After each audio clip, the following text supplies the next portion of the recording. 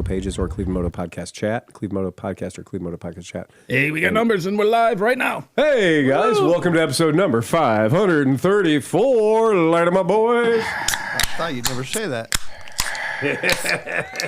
We got our order of operations better this week. Definitely.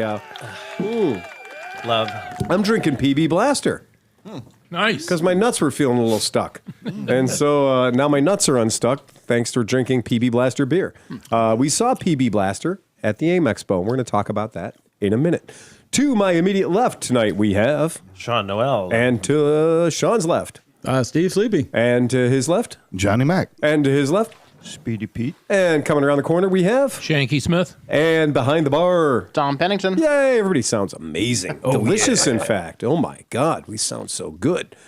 So last week, we went out to the AIM Expo in Anaheim, California at the Anaheim Convention Center, which is located, as I will say it, at Disney Ground Zero. So in case you have never been to Disney, this is as close as you can get to being at Disney without buying a ticket. I had never been to Disney. And so we'll talk a little bit about our away missions. I was kicked out of Disneyland. Were you really? Yeah. Wait a second. The one in California? Yeah. Uh-oh. How did you get kicked out of Little Disney? Show us on the Minnie Mouse doll where you... What the? Where you touched But it. actually, we were on the way out anyhow, and we were on this tram. Yeah. And the tram's going through this parking lot. It's like, acres and acres. Yeah, we parked there. Yeah. Well, we're driving by my car. And Okay. I was like, I'm just going to jump off this moving tram. It's going like 3 miles an hour. Because it's going to stop, at the Right. end of the line. I'm going to have to walk back. I might as well just bail right I'm now. a young, healthy guy. Right. I figure I can stick the landing, Right. And I'm with two other buddies. San Francisco style. Yeah. And the one guy who suggested that we all jump because the thing was there Right. remained seated, and two of the three of us get up and jump off. I get that. And I'm going to say it was moving a little faster than I anticipated. Yeah, okay. But I did stick the landing. Oh, you did stick the landing? But the guy who's driving the tram hits the brakes, and Yeah. the whole thing like collapses like a slinky, like the car's like coming off a Oh, yeah. like that. Yeah. And he calls us an asshole on the intercom. Of course he He's did. like, "Hey, you assholes!" I'm like, "I called an asshole at Disneyland." At Disneyland. Yeah. Oh, boy. And then these two guys came out of nowhere, and But that was after you enjoyed the park, right? yes, then these guys came and escorted us off the property. Well, that's which nice We were of leaving them. anyhow, but right. yeah. They just made it more expeditious. Your Yeah. I'm throwing myself out. You had a very magical day. as Hunter S. Thompson I said, did. the decision to leave came suddenly. Yeah. That's right. Yeah. That's it. Wow. But the hotel we stayed at was Hampton Inn. So the Hampton, it's known for its world-class marginal breakfasts. And It's right next to La Quinta it is. And down the street from Waffle House. The good news, though, is we had a big-ass pool. We had Oh, a yeah. big pool, a very large pool, and we had a very large hot tub. The hot tub was a small pool. Well, I used to have AIDS, and then I got in the hot tub. Oh. And I don't have AIDS anymore. I also don't have any facial hair, any eyebrow hair. My derma has Your been... derma. Just a little bit of chlorine now. My God, man. That was a serious... Now, at one point, I caught Sean in there. He'd found some Canadians that he found entertaining. And I told Sean, I was like, if you're staying there 10 more minutes, we're going to call you sous vide. Yeah. Because He was in there for an hour and a half, maybe 2 hours. Minimum. Yeah, I was in there for quite a while. minimum. But it wasn't that hot. That was the good part. The hot tub was not too hot. The pool was not too cold. It was perfect. When I walked by and saw you guys hanging out and the steam was coming off the pool, I said, you guys look like those Chinese monkeys that never leave the pond, the hot springs. Yeah. And the Canadian fellow was like, did you just call us a bunch of monkeys? Yes. And I just thought, I said, yeah, I did. I completely. You resemble that remark. And the cool part was they were Caucasian, so it didn't cause any issues. Oh, no. And by the way, did I say Disney earlier? Yeah. Zero chance of there being any ethnic diversity in that hot tub. Oh, yeah. Yeah, I mean, let's just admit it. We call it what we call it. That was one of the whitest experiences of my life, going to the Motorcycle Dealers Expo, Disney, and World Supercross at Anaheim Stadium. Yeah. I saw one black dude once, and he was wearing like a motocrosser T-shirt. That was Malcolm Stewart. Yeah, later on, he got crashed out of the race. I heard. Yeah. So, super, super big weekend for us. The AIM Expo, for people who haven't been there, This is not the motorcycle show that you go to with your grandpa and your kids and the whole deal. This is not where you go to see all the new Harley Davidsons. This isn't where you go to see all the consumer-facing products. This is exclusively for dealers, right? Motorsmith GC, technical difficulties, but it's really sleepy finishing up his doobie outside. Not true this time, right? But yeah, we'll fix that. We'll get you up to Sleepy will get on the clock here real soon. It's a little happy fun bottle. Yeah, I thought we were gonna have to cut Sleepy off this week. Well, at some point, Sleepy became over medicated. Yeah, we found your empty syrup bottle in the can I tell you? churro And Sean vehicle. flew one home. I know, but can I tell you what happened for the Supercross thing? Okay, let us know. So I bought a bottle of sauce that Yeah. was 1,000 milligrams. Yeah, I know. Right? That's what I. And so I was adding. So that, that's like a 30-day supply for 30 people. well, maybe. Okay. But so I was adding, maybe 200 or 150 or something to the drinks that we were having because Right. I was just having the non-alcoholic ones. You were going easy. Yeah, you're going easy on the non-alcoholic. So on the way to Supercross, Yeah. I wanted to grab this guy, which is 100 milligrams, just to have a nice fuzzy time. Okay, great. But I grabbed the other one and sucked down 700 milligrams. So the whole time I was at the Supercross, I was having a great time. Yes, you were. Yeah, it was And you were barely a human. Yeah, it was awesome. You were seriously. I thought you were an NPC. No, I was fine. I was watching everything. Whoever wrote your script didn't write too deep. It was really just a surface part. Yeah. Well, Yeah. I mean, it happens. It was fun, but you were a little over medicated for sure. Well, I'm glad I'm experienced, though. Well, you did. That would have been a very bad situation. It was pretty good. With the AIM Expo, it is all dealers. So it is basically dealers and people who want to make the dealers into their slap monkeys. It's an industry show. Industry show. So what's funny too is there are probably 400 booths there that just say Pakistan. Like Pakistan. Pakistan Village. Pakistan Village. So that means in this entire quadrant, this entire zone, it's going to be Pakistan companies that the one thing they have in common is not that they make jackets or gloves or helmets or pants or whatever. Pakistan. What they make is a product of Pakistan. Doesn't the government of Pakistan sponsor that Bingo. whole area? Yeah. Right. I think they do the same for the Italians as well. I can And assure you, I am a member. Saudis. I am a member of the Italian organization that sponsors that and writes those checks. So when you get into that thing, we noticed this year that we showed up, there was a very different way they were doing the badging. Historically speaking, you would have to look at the badge pretty close to know whether somebody was a media person or was a working for like Honda as a booth person, an exhibitor, or if they were a dealer/buyer. Now, let me tell you why those three badges are really important. Because if you're a media person, Pakistan can't sell you shit. If you are a exhibitor vendor, Pakistan can't sell you shit. But if you're a dealer buyer, you become the highest, most interesting person to the people in the booth of Pakistan. Now, here's the interesting thing. Historically, all of the lanyards, the thing that goes around your neck, they were always the same color, the whole show. If they were blue this year, they'd all be blue. Then you get your little badge holder or your badge is clipped in, whatever. This year in particular, if you were a buyer/dealer, you got a black lanyard. If you were a vendor/distributor/seller or a media person, you got a white lanyard so that at a very long distance, people could start sharpening their fangs, right? And we saw that because we all had media credentials except for Sean, who had the Cleveland Moto dealer credential on the black string. And we could walk past a booth with wild impunity. But if they saw Sean's black lanyard, what happened? Oh, well, where are you from? Right. Oh, come on over here. I got to show you my new widget Polisher 2000. The media credentials, nobody wants to talk to media anymore. Yeah, thanks. Don't make eye contact. Just go away. But if you had the dealer lanyard on, it was amazing how much play Sean was getting. The good news is Meckelfresh was there to dive on the grenade and interact with the staff.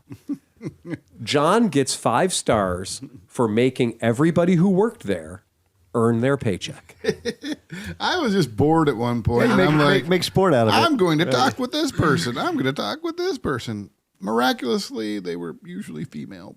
Well, look, there is a concept, if you haven't been to these dealer trade shows, about the booth bunny or the booth babe or whatever. You know, in racing they call them umbrella girls or whatever. Often applies to many a trade show. But Yes, I was just it does. having Absolutely. a conversation, and the one girl she was Japanese. She lived in Chicago. I mean, I talked with her for a while.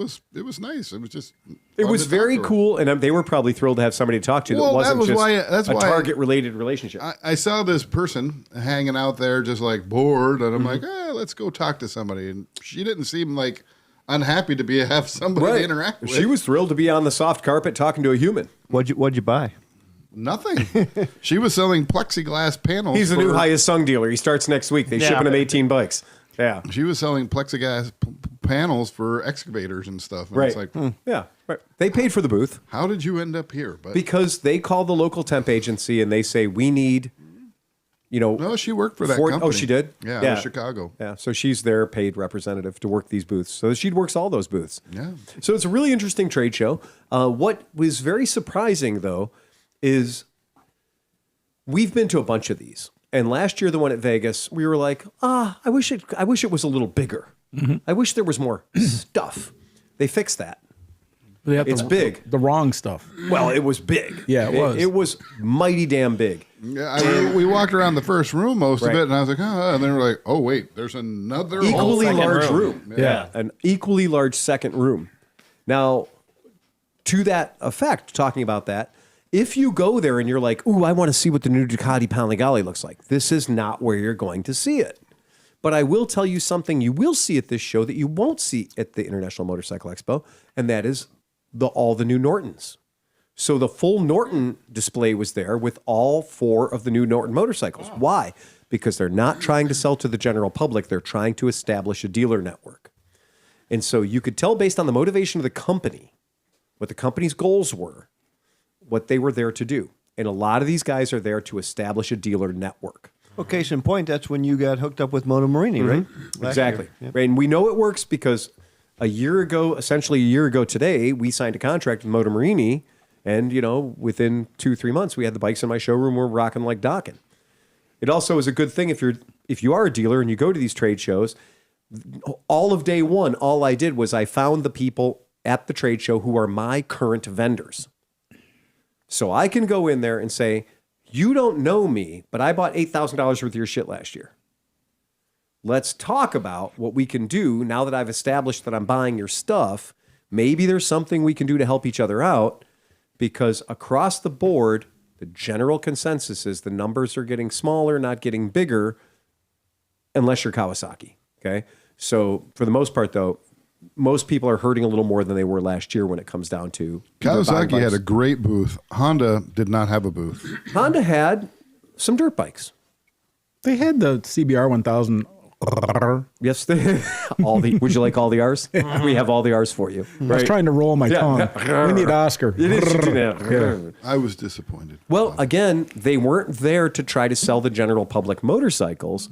What they were trying to do was say, oh, you're already our dealer? We're going to ask you to have these bikes in your showroom next week.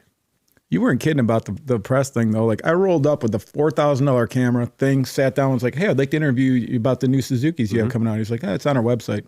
Exactly. I was like, thanks, dude. You're awesome. No, I promise you, I was very surprised this year. In years past, having the media credential, having the press credential, you'd go into somebody's booth and you'd be like, hey, if you got 5 minutes to talk about your product, oh, yeah, man, come in.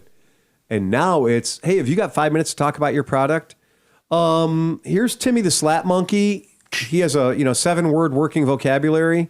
He's going to talk to you about our product for the next 3 minutes. That's exactly what happened. But you know what's interesting, though?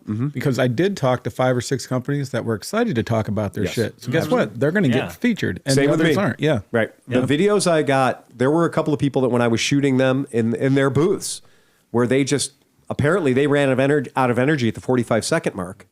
And I just turned the camera off and walked away. Yeah. I was like, well, if you're not interested in your shit, I'm not interested in your shit. Yep. Or if this is who you have in your booth who doesn't know anything about your shit, well, then why are you even here? I'm not going to waste my time with you. I'm gonna Do you know what I turn around and leave. noticed? I noticed that like people that had an actual product that was good and they were proud of it would talk to you. People that either had like a mediocre bullshit product or something that's been around for 20 years, they didn't give a fuck. No, they didn't care. Well, that was how I was talking with the All Balls girl, because I heard her like somebody walked up and was like, hey, blah blah blah blah, and she was like, you talk to him. So then I was like, hey, what piston do you think this is? She was like, I don't. Yeah, I'm not even right. And I was like, well, and I was like, I know you don't know. Tomorrow I'll be working at the Industrial Horticultural Show. Well, she actually was there. She worked for them because she was at All Balls at Mid Ohio. Oh, So it wasn't her first rodeo. but not her favorite thing in the world. I guess not. I guess not. There you go. I'm like, well, this is a piston. Well, we can teach you how to count, but we can't teach you how to care. Yeah. Right? Yes. Oh. Tanuki. Tanuki. Drink to Uncle. What, there's a new, Tanuki there's a new sound effect. I was Because gonna nobody say, notices it. We need to have a little gluck, gluck, gluck. Oh, that's coming. That'll happen. Gluck, gluck, gluck. You know, one of those. I was gonna say between All Balls and Hogworks, I felt very seen. Seriously. at the AIM Expo. Would you, But we missed Carson Brown, which is, I wanted to get back there at 3:30 because Carson Brown, I don't know if you know who he is, but YouTube sensation, rides all kinds of stupid things on the track and everything.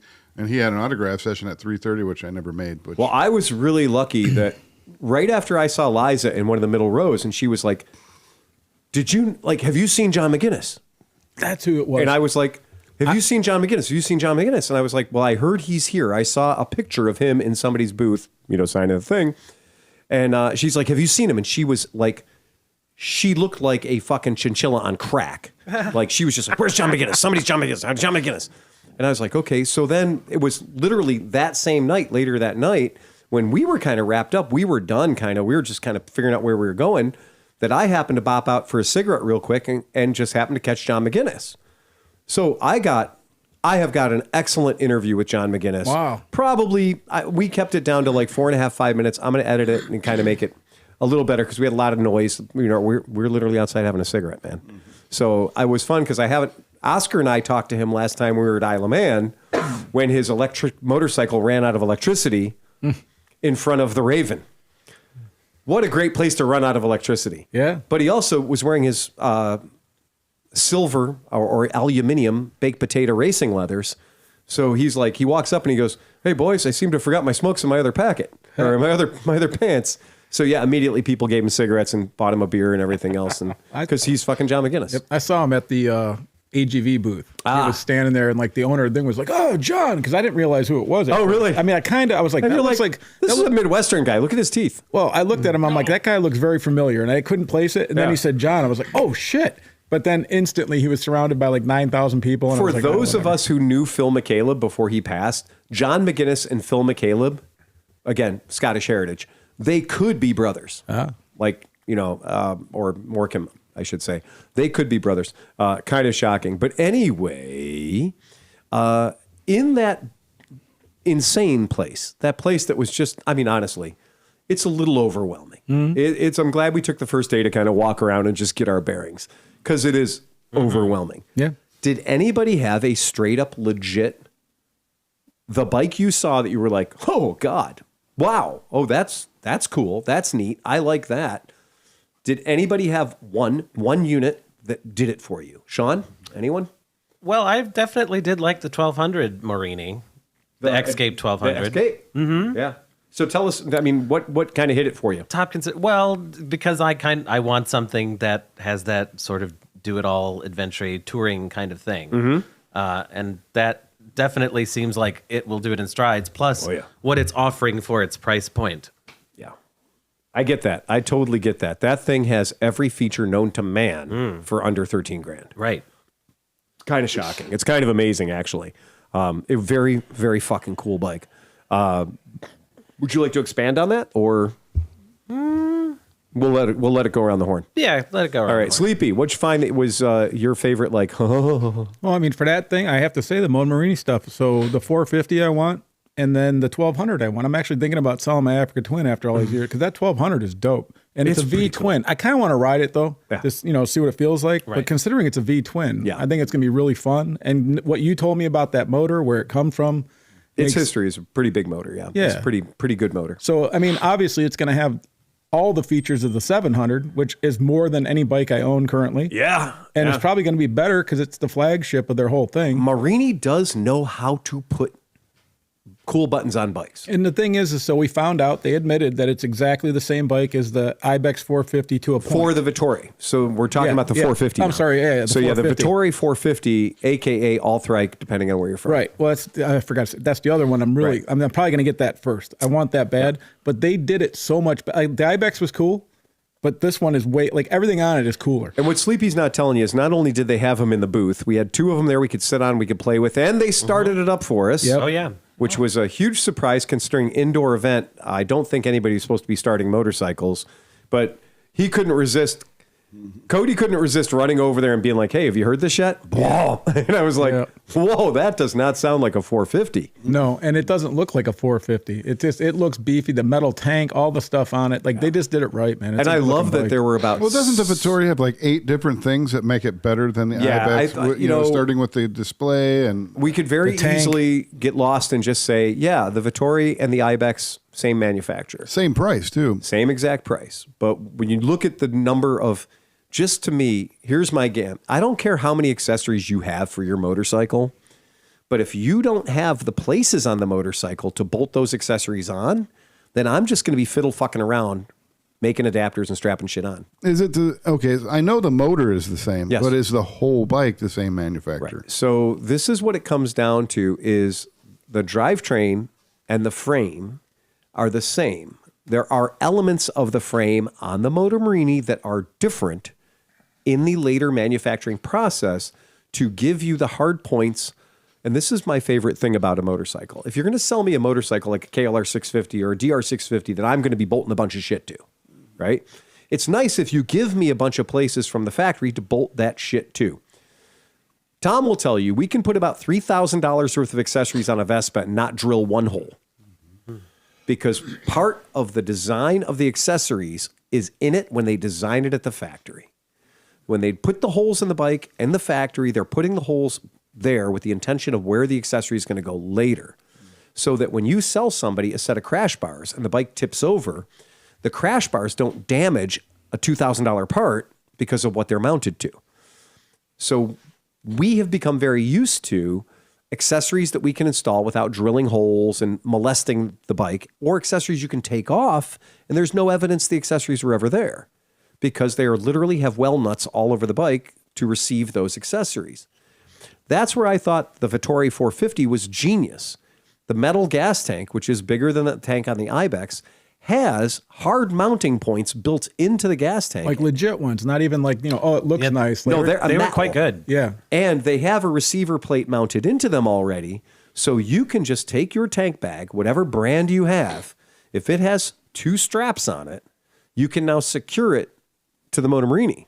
Oh, and if it has magnets, you can secure it to the Moto Morini, which I have a lot of tank bags that have magnets, and they're useless on half of my motorcycles. It just scratches the paint as soon as you pick up any rust or anything like that. Yeah, so I was very impressed by that. Also, the handlebars, you're going to put handlebars on a bike, no matter what. Handlebars are going to be on your motorcycle. They're going to go into a triple clamp. They're going to go into a riser. Why not design the riser so that the riser can be flipped around back to front, and now the riser is closer to you, and weren't they further from? They were slotted too. Exactly. You could do a lot with them. I thought that was really smart, so that giving you an adjustable riser, an adjustable clamp, and an adjustable handlebar, that's the way the bike comes. So you now can adjust that handlebar 6 different ways for you personally. And every bike I've bought in the last 5 years, I've had to buy risers for Of because course. I'm an old fuck and my back We hurts. want the bars to be a little So it's higher. nice that they did that. Right. Another thing that was really cool talking to him, and I got a pretty good interview with those guys I'll be posting in a couple of days. This is exactly what you said, since it uses the same mounting points as the Ibex, like on the frame casing and stuff on a lot of it. Right. There's already, so the chances of aftermarket stuff being developed, because it's a multiple platform or multiple bike platform, is awesome, because you're going to get a lot more aftermarket. And as we saw from the one, I think it was Nelson Riggs or one of those. Nelson Rig had probably 60 items in their booth that they had already put on the Vittori 450. Oh, yeah, they had it on the corner. It was great. I mean, that thing was completely already garbage trucked up and ready to go. And Nelson Rig is a company that's been doing accessories for about forever, right? I mean, if you don't own a Nelson Rig rain jacket, I don't know who you are, right? That's like, if you're traveling in the world of motorcycles, somebody's just going to give you one at some point. But the fact that we saw that bike, the Vittori, in 3 different people's booths with, as a parts queen, as being a bunch of cool shit loaded onto it. I thought that was a good sign. Oh, it was a great sign. And I was just thinking, so even though it did look like a garbage truck with all the stuff on it, because they obviously put everything that they made 100%. For it. Yeah. But this bike, looking at it and feeling how heavy it is and stuff, this is the fucking BDR bike. Yeah. All these like when I bought my Super 10 Ray, the dude set it up for the BDR, put like $9,000 worth of alt gear or whatever, alt rider stuff on it, right? And the bike weighed like 94,000 pounds. It was a great highway bike. I love traveling, cruising on it and stuff, but taking that thing off road was like a Sherman tank on 2 wheels. This bike is completely for most of the BDRs are not saying they're not technical, but you're not climbing, 60-degree vertical walls or anything. This bike's perfect. And we had a really cool thing happen to us on Saturday. We went down to Del Mar to go to the Biltwell show, which, that's what it is. It's a Harley thing. But the big surprise was as we were walking out, Cody was walking in. Yeah. And he's like, hey, guys, what's going on? Hey, Cody, how you doing? I was like, well, he's like, well, I don't live far from here.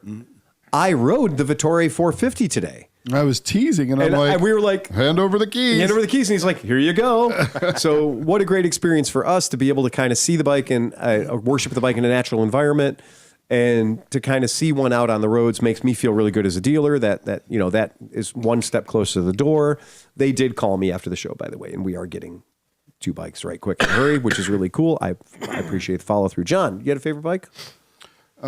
Well, I liked a lot of the stuff there. I thought the little mini moto, that one place where they overbuilt the Grom, the Monkey Bite, and the Dax, those things were sick. They were sick. Yeah. But one of the things that I actually spent some time talking with and looking at was actually a side-by-side.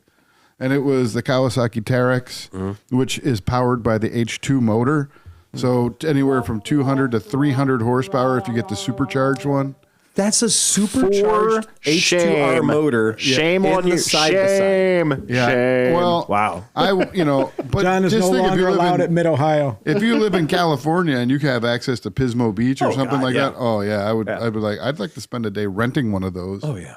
Yeah. That thing was sick, and just looking at it, it's like, wow. But it was what? Close to $30,000. I got to talk to the gentleman from Verge Electric Motorcycles, and I love everything they're doing. The solid state battery is genius, and they're shipping. Well, that's huge. You buried the lead on that one. Well, that was a huge. And now, hold on, wait a minute. Okay, all right. That's not burying the lead. I think that information's out there. Breaking news. First of all, super nice people working the booth. Just couldn't ask for a better group of people.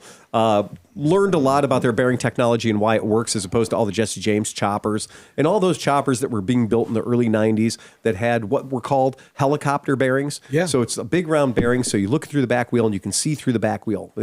They're driving it from the exterior portion of the wheel and they have these bearings. But a helicopter bearing is designed to have forces pushing out, centripetal forces pushing out all the time. And a motorcycle bearing needs to have hotspot forces pushing on the bottom of the wheel all the time, which is exactly not what a helicopter bearing is meant to do. It's using that bearing in its wrong application. And if you use a bearing in the wrong application, it'll work for a little while, but it's not going to work for a long while. And that was all these custom choppers that were done with that giant hole for a rear wheel. So if you've ever seen that giant hole for a rear wheel, I'll go and throw a picture up so we can just see one real quick. Many people were using this. This became a very popular thing during the noughties of people using this particular design. Go ahead and you can throw this up. Oh, come on. Stupid cookies. There you go. All right, there you go. So people have seen this before on various choppers and stuff. You've got this sort of invisible... Yeah, the whole hubless design idea of the early 90s. Yeah. There you go. So that hubless design, you've seen that on a bunch of street rod choppers and stuff like that. Billy Lane, West Coast choppers. I think maybe West Coast choppers or, strike that. Jesse James might have been one of the first guys to weld one of those up. But again, this is actually designed to be a load-bearing bearing on the bottom of it. There's roller bearings all the way around that whole assembly. And it's a electric motor. Right. So a multi-field electric motor in there. So you have this big area of mass. And what I love is their new motor is 50% lighter than their old motor. Yeehaw. And their solid state batteries. their new batteries contain absolutely no lithium ions. And he said they're half the weight, so they can pack twice as many in. And they don't accidentally burn your world down. Right. So they're a solid state battery? They're a solid state battery. And you ready? 310-mile range. Wow. Charging time of 15 minutes. 15 minutes. What? Yeah, no, 80%. To No, 80%. no, solid state's what you got in your laptop. It's what we should be using. Why do I sound like I'm in a tunnel? Well, I think it might be a headphone thing. Okay. Yeah, I got a little bit. You sound actually really good I kind over of here. felt that way last week whenever we used the new setup, but I'm getting used to it. And Yeah. I think it No, sounds believe me, all it's right. just because you're hearing headphones. yourself. and Solid you're here. state's kind of where everybody's going, but the problem is the price point is so high on the batteries. Let's talk It's about ridiculous. that. So The Verge, which I absolutely loved, and again, love the company, love what they're doing, $34,000. So again, I can talk about it, I can look at it, I can see it, I can't sell it. So as much as I appreciate the science, I appreciate the technology, 1,200 Newton meters of torque, and 0 to 60 in 2.5. These guys, woohoo, they're batshit crazy, but But I think love 'em. I think they're going to have multiple bikes. Obviously, this is the flagship. They wanted to hit it hard and come out did. kind of interesting. But Well, that's kind of like those Nortons. I mean, they were sweet looking. oh yeah, But fucking. they're unobtainable for any normal person unless you're I Keanu thought- Reeves or something like I that. thought the Nortons looked a little on the plain side. yes. I didn't like the one that had the smashed bug head, but the fully fared ones, I thought they looked So pretty they had 3 Nortons in the booth. They had their Premier Edition or whatever they called their limited, edition Street Fighter E1, and then they had their 2 full-on sport bike E1s, and then they had their adventure bike E1, right? And this is what and God bless them for they had a woman in their booth that really knew the product. She did a great job. She absolutely worked at the factory or worked at the manufacturing. She knew exactly what she was talking about. She was a joy to be around. She did a hell of a job. Now, the third of their motorcycles, or the fourth, I guess, was their adventure bike. And their adventure bike is literally one of these things is not like the other, right? So their 3 motorcycles are all extremely sporty. The Manx R, which is their full sport bike, the Manx, which is their Street Fighter, the Atlas, and the Atlas GT. The Atlas and the Atlas GT are built in India by is it TVS or TVR, Tom? TVS? I can't remember the name of the Indian company, whether it's TVS or TVR. That's TVS. 'Cause TVS. TVR is the British, Russian race cars. No, TVR is the British racing British cars. race cars, right? Exactly. So Atlas is our TVS. And you can, when you're looking at them, you can eyeball and you can be like, yep, that's definitely Indian manufacturing. That's definitely bespoke. And by bespoke, we mean more expensive than God. But 208 horsepower. It's kind of nice. You know what though? I think they're missing the mark, man. You look at a Ducati for the same price, and you look at that bike, and it's no comparison to the design. Yeah, I'm with you on that. Yeah, 206 horsepower, 95 foot-pounds of torque. It is a really, really awesome motorcycle, but they're going to sell more T-shirts than they sell You're motorcycles. buying that bike to have an instant collectible. I mean, you know what I mean? Well, it's just like the last 7 different Nortons they produced. They produced 7 of them, and they sell for $100,000. Yeah. So I think what this is going to come down to is I've agreed. When Sean said it, I totally agreed with him. And that is like their badging, their logos, and everything else looks very much like, oh, we're going to the show tomorrow. We need badging. Yeah. I like the teal color on the one. Yep. So the color was good, but it was missing a little oomph. You can go ahead and throw this up, Sleepy, for the folks at home if they want to see it. And this thing does have, this has got the $3,000 carbon fiber wheels on it. There isn't a down spec version of this bike. This is a very, very up spec bike. But it does have the look like, oh, by the way, we have to take this to a show tomorrow. Can somebody go home and use their 3D printer and make up some graphics? Get the cricket out. To me, it looks like the rear shock didn't work, and they ground the back of the bike off. Well, okay. There is no doubt this is the Manx R we're talking about. If you want, the Manx R is absolutely monoposto. There is no way a second human being is allowed to be anywhere near the back of that vehicle. Does that look like a single spoke wheel on the back, or am I just not seeing? No, it's just the license plate hanger. Yeah. Yeah, that's the anti-collision device. It's got real thin spokes. It does have Here, I'll pull it. super thin. Yeah, go ahead. I'll put it back up. Yeah. Well, those are really expensive carbon fiber wheels that are meant to look invisible, and they really do look But they invisible. are spokes. In real life. Yeah. They're carbon fiber. Yeah. They're super skinny, super lightweight. I'm going to go ahead and say it. Yeah. Somebody looked at an 848 Ducati and went, oh, we can build that, but make the rear end look stupid. But when John says the one that had the smash bug on the front of it, there's very few bikes that I look at and I think are uglier than my GSX S1000, and this bike is uglier than my GSX 1000. They're like, hey, we got to put the get dash somewhere. Where should we put it? Well, just push the headlamps down 6 inches. Well, we couldn't find a dashboard, but we did find this 9-inch TV. Right. It looked a little down market for what it was. You know, Put the nose under. We found a 9-inch TV on Temu. They took the headlight. They took the headlight off the Benelli TNT and just shoved it on there, didn't they? Yes, they did. And actually, I think the Benelli TNT 135 headlight looks better. Look at that comment. All right, what does it say? MSRP expected to be $55K. You're absolutely right. Weesh. I believe she said, now, if you look, but keep in mind, though, that's for the base model. I think the Manx R was considerably more. Preston Justin says, quick, somebody put motorcycle into AI. Yes. I would like a Ducati 848, but make it not look like that. I would tell you that when we walked up on the Atlas GT, when we walked up on the Atlas GT, I did literally say, oh my God, somebody tried to copy a Transalp in a hurry. Not only that, but they took Lost in Space robot and put him in the front. They did. Yeah. Oh, Definitely. It kind of poor Norton. It kind of looks like the Harley. It has a bit of a Pan America vibe to it. Yeah, it has, with the bender? just in the front. yeah, it That's the does. Pan London. Yeah, it does. Oh man. So I mean, I just don't want to. I don't want to just spend here time sniping on them. No. The regular Atlas has the spoked wheels, You and it got to actually give it to is. somebody for spending a whole hell of a lot of money for that name. But if I showed you, and we talked about this 4 podcasts ago, where I literally just photoshopped the word Norton off the side and photoshopped the word Honda on it from an NC 500X. No. And everyone's like, yeah, that's totally a Honda Yeah, 700. but you could do every single touring or what do you call it, commuting / adventure bike. You could put my BMW there and it looks the same. All it those looks very Corvus looking similar. bikes. Right. Yeah. This bike has no identity. Well, that is kind of the thing that's going right now. Is there are very few motorcycle manufacturers slapping their name on the side of a CF Moto that have a different design. Right. That's true. And Or, I if guess you we had that conversation. It's not CF Moto specifically, it's Zhongzhen. yeah, it's specifically. it's exactly what it comes down to. We have to acknowledge the What fact that are we silk screwing on the side of the bike when it comes I off the think the road? most beautiful bike ever made was the XR650L. That's a mighty bold statement, That's man. what a bike should look like. Well, the last To each time, his own, John. and To you're each his right own. because they've been making it now for 40 years. well, and the last time we saw one, we only saw the back of him when those two old dudes passed Yes. us. And just kept going. Oh yeah. From that angle, they're handsome. That's what motorcycles look like in my 4-year-old brain. That and the DR650 SE. I agree. I absolutely agree.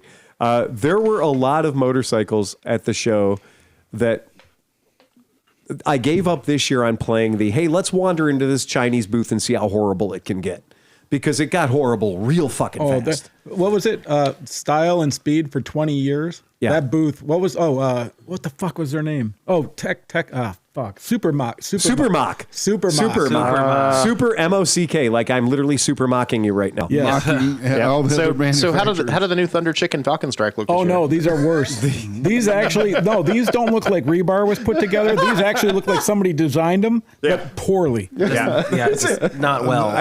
The whole thing looked like it was made in chocolate molds. Yeah. It was like poured And what aluminum was into the size of the rear tire on the one? Like 450? 320 or something? It was monstrous. Well, the Benelli, that inline 4-cylinder. The Benda 4-cylinder. Yeah, whatever that. The Benda 4-cylinder, which I have seen those on the road.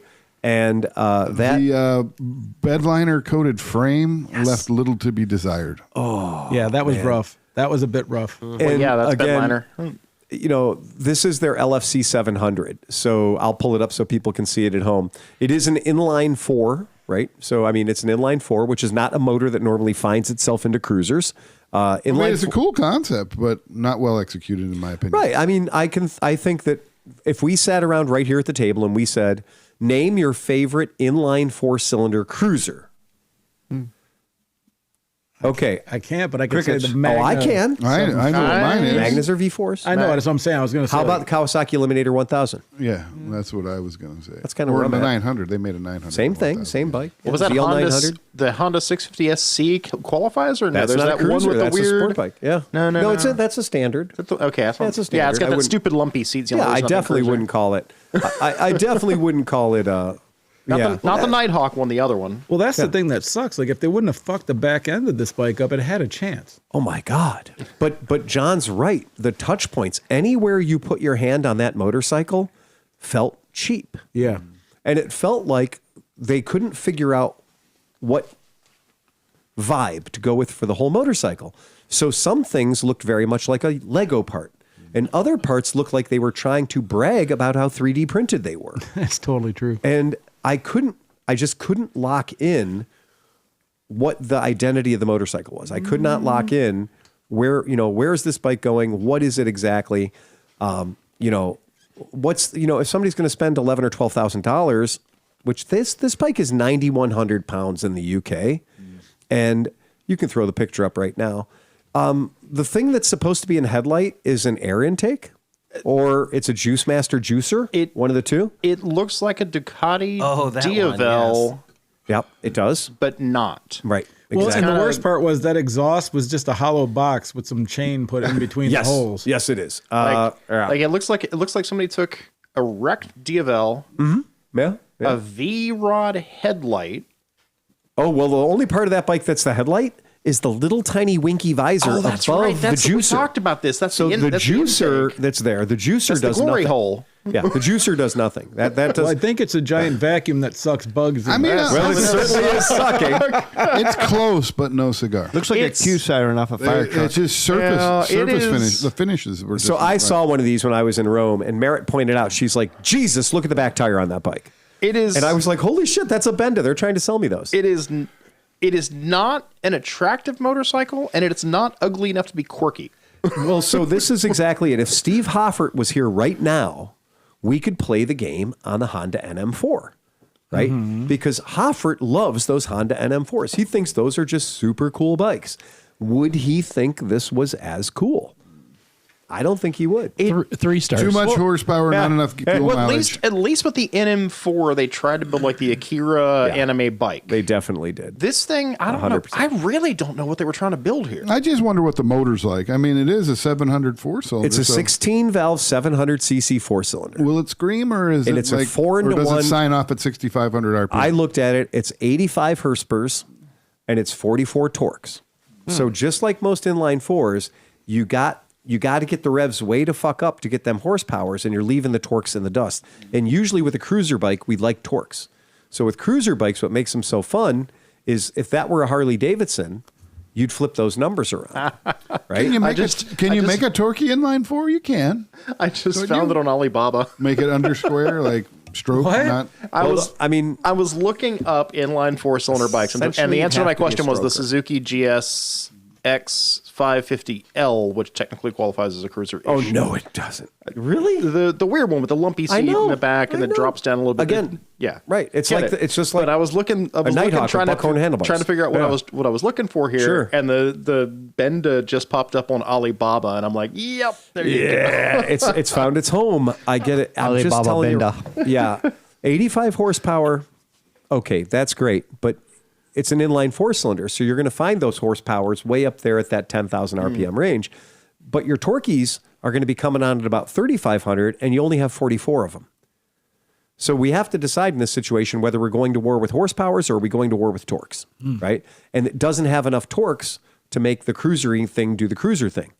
Because look, I've ridden a single cylinder 650 Suzuki that was completely devoid of horsepower, but the piston was like a paint can, right? It had torque, so it was fun to ride. And you drop the clutch and hit it, and it just blop away. It had nothing but torque. This is the exact inverse of that. So does it need that massive? No, you don't need that massive back tire. It's just a poser piece, right? That's what it is. It's a posing motorcycle. That's what it is. Well, that would be the big question: is how high do you have to rev that thing to get it off the line with that much traction? That's the other. I think you're absolutely right. I think that you're going to lose a lot of those horsepowers between the countershaft sprocket and the rubber, where the rubber meets the road, because we got a big, heavy transmission. We got a transmission of suspension there. And remember, if you make your bike a rigid, it gets off the line quicker. This bike's not a rigid. This bike's got a big, squishy, cruisery suspension. So that's going to take up a hell of a lot of your oomph right away. And then we got this big, giant, squishy tire. It's going to take up a lot of your oomph right away. Okay. All right.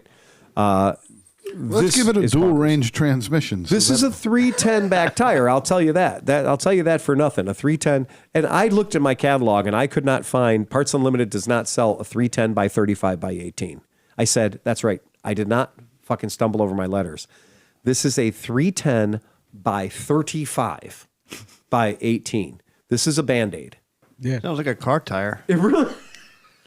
Well, I mean, you might as well get. Well, it's wider than the dark side it. Look, my truck's got 265s on it. This is a 310. It's going to handle the Cleveland potholes really well. That's the one thing that it's going to do really, really well. I honestly believe You that. just got to air it down a little bit. It'll be like Get it down to 14 psi. It'll be just fine. nice and spongy. Gives you Yeah. a 6-inch contact patch so you can't turn at all. Just bleh. I'm going to pull up a picture. You can throw it up on the site, and I'm gonna give you the caption for this. There we go. Here's the caption. Oh shit! Here we go. He looks Yeah. like he's dark siding it. Look at the back tire. Look at it. Yeah. He's got a. He gets the award for 90% of the tire not in touch with the pavement. That's what happens when you put it at the proper PSI. That- Holy shit.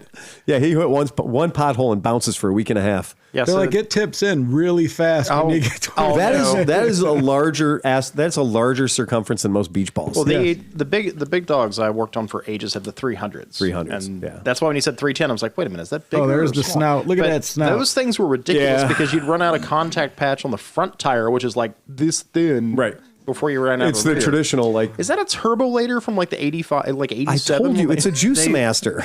They said we have Star Wars at You home. literally just push your fruit and vegetables in there. It makes a smoothie out the back. It does. I like Yeah. like leave it in the rain. There's nothing metal on it. Well, and the like only rust. headlight, I looked, the only headlight is that visor. Yeah, you're right. So just that little visor is the only headlight. And I'm like, well, if it spun, it would be funny. well, here's something. Do you guys know that light travels in a straight line? that's what I've heard. that. Okay, yeah. you've heard that? So if you draw a straight line between where that headlight is and the front fender is an interference fit with your headlight. Well, yeah, that whole snout is. Right. So all that snout and that front fender is doing is creating a massive shadow on the road in front of you. Yeah. Light I've actually had a does lot of bend bikes. around objects. I've had a lot of bikes does. like that, though. Yeah. I mean, if you have an artificially high front fender on your dirt That's bike, what it does. It creates an artificial gravity field, so it does bend the light. it bends the light. Yeah, that's Bend exactly. I get it now. Yeah. Yeah, that's what it is. Physics lessons, kids. Yeah. I mean, again, it's got all the stuff. It's got the Brembo brakes. It's got all the cool shit on it. Did it But- really? Yeah, for real. I checked this Oh, bike look at out. Yeah. It also has the completely superfluous plastic shrouding and cladding on the front end like their other one did, the Napoleon Bob. Yep. And the Chinchilla. Chinchilla. You know, the fake girder suspension thing. I wish they would give up on like trying to add plastic to their bikes to make them look like Art Deco flying steampunk masterpieces. The Brembo woman tried to get me to ride the log jammer and get myself all wet. Explain. Are you Wow. sure that wasn't the guy at Gruntworks Bike Shed? What was that group? Jackie Treehorn. Thrust Jamming. Plus. Wait, tell Sean us. kept hanging out at this booth that was all like the tea bags are gone now. There's no more tea bags. You were just hanging out at this booth that was called like pump thrusters or what the hell? What? Which I don't even There were remember which one the this two was. booths that He you went was to that sucked were into that one. very, very strangely. It was hog grinders. Well, there was Hogworks, but I didn't go. I wasn't. at that- Hogworks, No, there you I go. wasn't at that booth. That was like a Harley booth. They were over there working as hog. I did.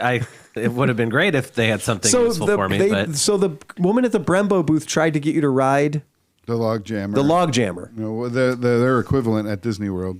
I was giving But her it's a hard- also the stool pusher, the turd herders. Yeah, something like Okay, that. got it. I was giving her a hard time about her thing. I wanted the chrome one and that she wouldn't change my answer. They were giving away little tiny brake calipers, right? Yeah. Like, so some of the swag that we were getting was actually really good swag, you know, this thing, that thing, pretty cool. But when you are giving away swag that's whole job in life is to just break off of the world's cheapest piece of chain and then be in the bottom of your fucking, you know, glove box or whatever. Like, usually when I come home from a show, I'll have a lot of cool stuff. I'm happy that John talked to the Metzler guy long enough that we got elephant hats. Because I like my elephant hat. Oh, do they have the trunk and the ears? No, but they had flat bill big hats. I had to get. I was like, dude, you have flat bill hats? I'm like, nobody ever hands out flat bill hats. Yeah. Hand a brother over a flat bill hat. Hand out some flat bill hats. And then John and I promptly ruined our flat bill hats. I got two. We curved them right up. I want the trinkets to have some usefulness, though. Yeah, have some cool Sure, it could be a miniature Brembo brake caliper, but like put a cut in it so that it can also be a bottle opener or something, or a knife edge folds out of it, or it's a flashlight. I don't know. Yeah. This is my favorite. Just junk for junk's sake. I don't know why. I don't know why I love these. What'd you get? The the squishy traffic cones. Yeah, but you can practice with those in the parking lot. Yeah, you really can. I guess. I literally Or told the wherever guy, I you was like, want. I'll take those if I can take 12 of them. Yeah, I grabbed like 4. Yeah. But the best part is they're squishy. They're squishy. They're cute. I want to put They're eyeballs stress on them. cones. Man. Oh, so good. Yeah, just use them in your training course. You'll be absolutely fine. But the best of all was the Boxo had the Boxo. Okay, Oh. so, yeah. Oh yeah. So I'll say it. I'll just be the one. I walked up to Boxo's booth, and sitting on one of their red toolboxes was the largest socket I have ever seen in my life outside of the mining industry. a 257 millimeter. Yeah, it looked like a planter. It, it did. It looked like a giant What was it? steel, Quarter-inch drive? Like 1 inch or 7 1/4 inch drive. Yeah, like- but it was full of 10 mils. So it was just 100% full of 10 mils. And so the funny thing, everybody walks up and is like, "Can I take one of those?" He's like, "Yeah, you bet your ass you can take one of those." He hit it on the nose. Having 10 millimeter sockets available as a free takeaway. And I looked, and they are their branded sockets. So it says Bondo, or it's Boxo. It says Boxo on the socket, which they backed it up, though, because their toolbox systems are genius. Yeah, they're a good company. They did not let us down. Summit carries, and we got to meet those guys. I got to go on a Jeep trip with, I guess, their old dude that worked. They're really cool guys. They seem like they're really interesting, really smart, having a lot of fun with what they do. And their tools were extremely nice quality. So that was badass. Well, that was, so speaking of tools. We're going to talk about grip wrench. Yeah, thank Got to you. talk about grip wrench. That fucking Gotta was talk amazing. about grip wrench. I was blown away about how cool that fucking tool And was. Favorite set of tools. We're going to go into a deeper dive on that. Liza did a great job. Liza interviewed. Liza and Wendy were the perfect people to interview those guys at Grip Wrench. They're super smart. I can't take their interview any further. They nailed it. They did a great job covering everything Grip Wrench And does. I filmed the guy doing the entire demo. So I'll Thank have you that very coming out. much, because that's what I was hoping for. Yeah, I was hoping you got it, The whole thing. He because did. his demo is perfect. I did. I was like, dude, I just saw you do that. Yeah. Can you do it again on Right. camera? He was like, no problem. You know what's funny is every time in our lives when we ever rounded off a fastener, side of the road, taking a lug nut off your truck, and you round that fucker out. Well, if you finally summon enough tools and enough vice grips and stuff, and you finally get that fastener off, you still have only 5 lug nuts. It's still 1 of 5, right? So you don't want to just throw that in the toolbox because you don't have a tool to put it back on again. These wrenches will take off a fuckered nut and put back on a fuckered nut just as good as a real nut that has all of its sides intact. And that's what killed me about it. Plus, each one of their wrenches has a built-in extractolator, Right. which is brilliant, because then how many times have you been in a position where I got this heavy cocksucker on there, but now I can't separate it from the tool? That the tool and the fastener have become impermeably, or like Well, they thought of impermeably locked. everything. They're They stud did. pullers. Like the collar that'll extract it also makes it sturdy so that when you Smartest pull on it, thing it stays I've straight up. ever seen. Those locking lug nuts, don't have to worry about those anymore. They're coming right They're off. coming off. Everything. They had Torx bits that are completely different. So when you Yeah. use them, you're never going to strip the Torx bit. Same with Hex. I think I put 150 pounds-feet of torque onto a T25 Torx bit, which is like, trim panel stuff. And it held. I couldn't believe it didn't cam out. I It haven't didn't been release. working at Summit, we see Right. tools all the time. All the time. I went there today and I'm like, hey, how do we not have this in our You need to have fucking it. thing? Right. And I don't know, there might be some law, but he said No, that they didn't have licensing yet or whatever. Here's for the that, thing. so- He told me that they are on, like the Matco truck, they're on some of these tool trucks. So they just need to get a little bit more exposure. Yeah. Get them into Summit. I am. Because here's what I will tell you: if you've ever bought Harbor Freight tools, these tools are going to make you cry. They're expensive. But if you've ever bought Snap-on tools, these tools are going to be right up your alley. But they're right in part. They're not. I don't want to say cheap Chinese because that's not really real anymore. They're like hardened, real deal. Oh, it's all machine. All that stuff is machine tool stuff. All that steel is machine tool steel. It's not fucking around. He knows exactly what he's doing. And when you can tell when you as soon as I got my hands on his tool, I knew he was a man that knew what he was doing. Exactly. That's Phil Waters. You can quote me on that. That extractolator that you spoke of, is that trademarked? It is now. Yes, it should be. I love that. And it's a left and right hand extractolator too, which I thought was cool. Ooh. Well, that's what's It's neat. ambidextrous. He said extractolator, not ejaculator. Right. That's separate. You got to pay more for that. And that has a reservoir tip. When we were talking about favorite products, there were a lot of I had a lot of products at that show that I was like, yeah, I got to buy one of those. And a lot of the stuff was, oh shit, how come we didn't think about that so far? Like the grip wrenches. Yep. So a lot of that stuff was very, very obvious. Blue Core comms or blue Com. I got to look it up. Yeah, the comms. The right. comms. Yeah. I have a video about this too, but again, this is really cool because it uses satellites and shit. This is this was not like just another Bluetooth comm kind of thing. This comm is sick. Like you could have your buddies in Europe and decide that on Sunday, even if it's 20 or different worlds apart, you could ride together as long as there's signal. That's the mesh thing you were talking about? Yeah, it's really beyond that though. Well, it's the new Senna uses something like that. They use cell towers, not satellite. okay, but, this goes either. I think this goes to satellite, he said. it's called Blue Armor. That's it. So the Blue Armor, I've got a little interview with those guys, and what we want, right? Obviously, what we want everything that they had, because that unit mounts on the back of your helmet and it has a built-in automatic brake light. So your brake light on your bike goes wonky, doesn't matter. The helmet's still going to pop on, right? So their C20 system that they had there in the booth, That's their flagship system. they got a lot going on, okay? And we're talking about a $400 cost of entry, so it's going to be in line with most of the other communicators. The one thing that I got to go back and I got to listen to my interview, and I heard Liza and Wendy's interview, fantastic, good stuff. What I lost me, though, was are they truly agnostic? Do they truly not care whether you're on a Senna and that you're on a Cardo, right? Yeah, because the mesh, they do, because the mesh system works. I have even a cheap one with the mesh on it, and I can log or pop into anybody. Right. And so what they did say that it was kind of interesting is because they have an internet-based system too, that Chris can put his helmet on in fucking Uzbekistan, and he can be part of our chat here in Cleveland, Ohio. Right. Okay. So that's kind of cool too. You know what else was really dope? I always hated this because when I'm riding and you're doing your thing, I can never find, I don't care how long I spend on the thing, the buttons always fuck with me and I end up shutting my music off or fucking something up. Right. So they have the remote that goes on your handlebar. Correct. So then you can put it on your thing, look down and see, I'm hitting the plus or the minus. Yeah, my or the Senna, stop I or had whatever. a remote for my Senna that cost not a lot of money that I mounted up on the handlebars so I could just give up on touching any buttons on my this helmet. This is included, so I thought that was really cool. Really good idea. There's a lot of stuff going on there.